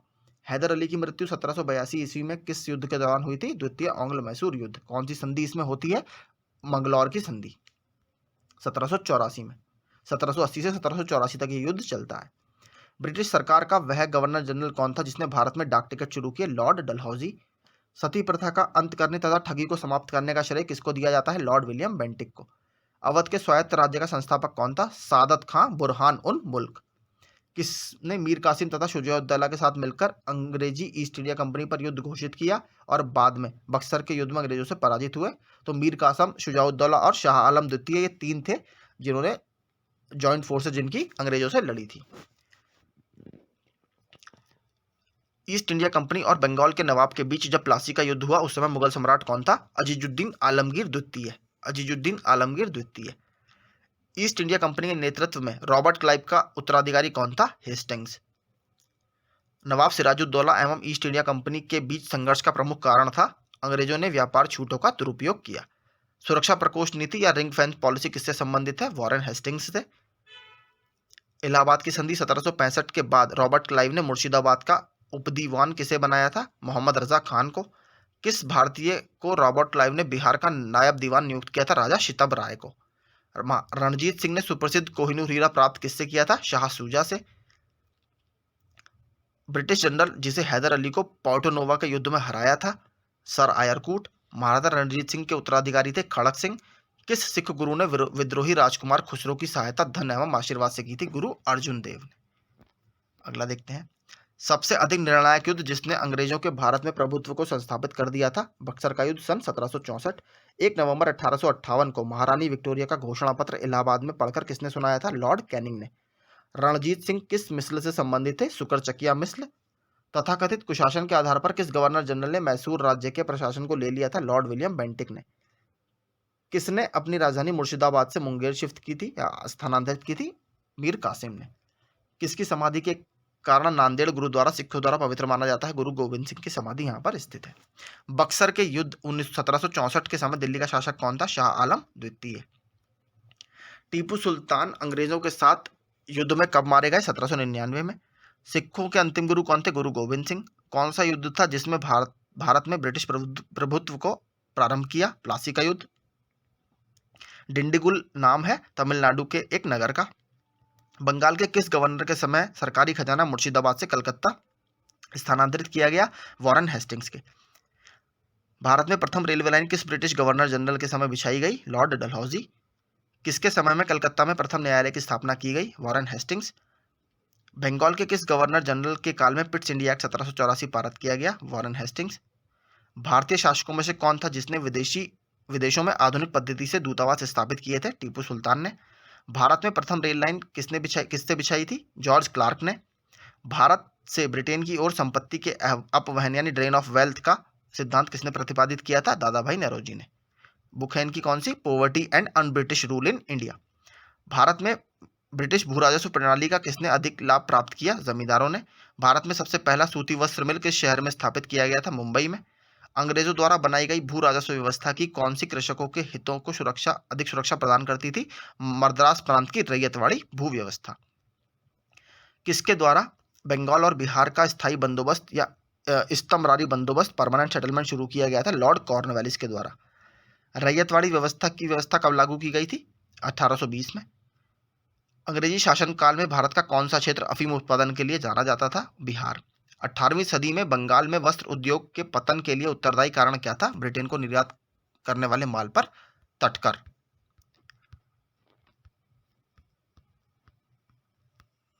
अगला, नील कर्षकों की दुर्दशा पर लिखी गई पुस्तक नील दर्पण के लेखक कौन थे? दीनबंधु मित्र।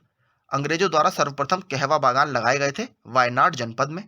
अंग्रेजी शासन के दौरान भारत के आर्थिक दोहन के विचार का प्रतिपादन किसने किया था? दादा भाई नौरोजी ने अपनी किताब poverty and un British rule in India में। भारत में अंग्रेजों के समय में प्रथम जनगणना किसके कार्यकाल में हुई? लॉर्ड मेयो के शासनकाल में हुई। सर टॉमस मुनरो किस भू राजस्व बंदोबस्त से संबंधित है? रैयतवाड़ी व्यवस्था से संबंधित है। यह मद्रास और बॉम्बे में लगाई गई थी। भारत में प्रथम रेल लाइन का निर्माण 1853 ईस्वी में किन दो नगरों के बीच हुआ? बंबई और ठाणे। भारत में उपनिवेशी काल में विटली आयोग 1929 का उद्देश्य था श्रमिकों की मौजूदा परिस्थितियों के प्रतिवेदन पर सिफारिशों को प्रस्तुत करना।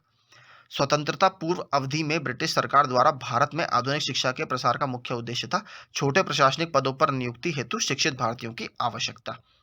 भारत में भारतीयों द्वारा 1881 में स्थापित हुआ तथा उनके प्रबंध में चलने वाला सीमित देयता का प्रथम बैंक था अवध कमर्शियल बैंक।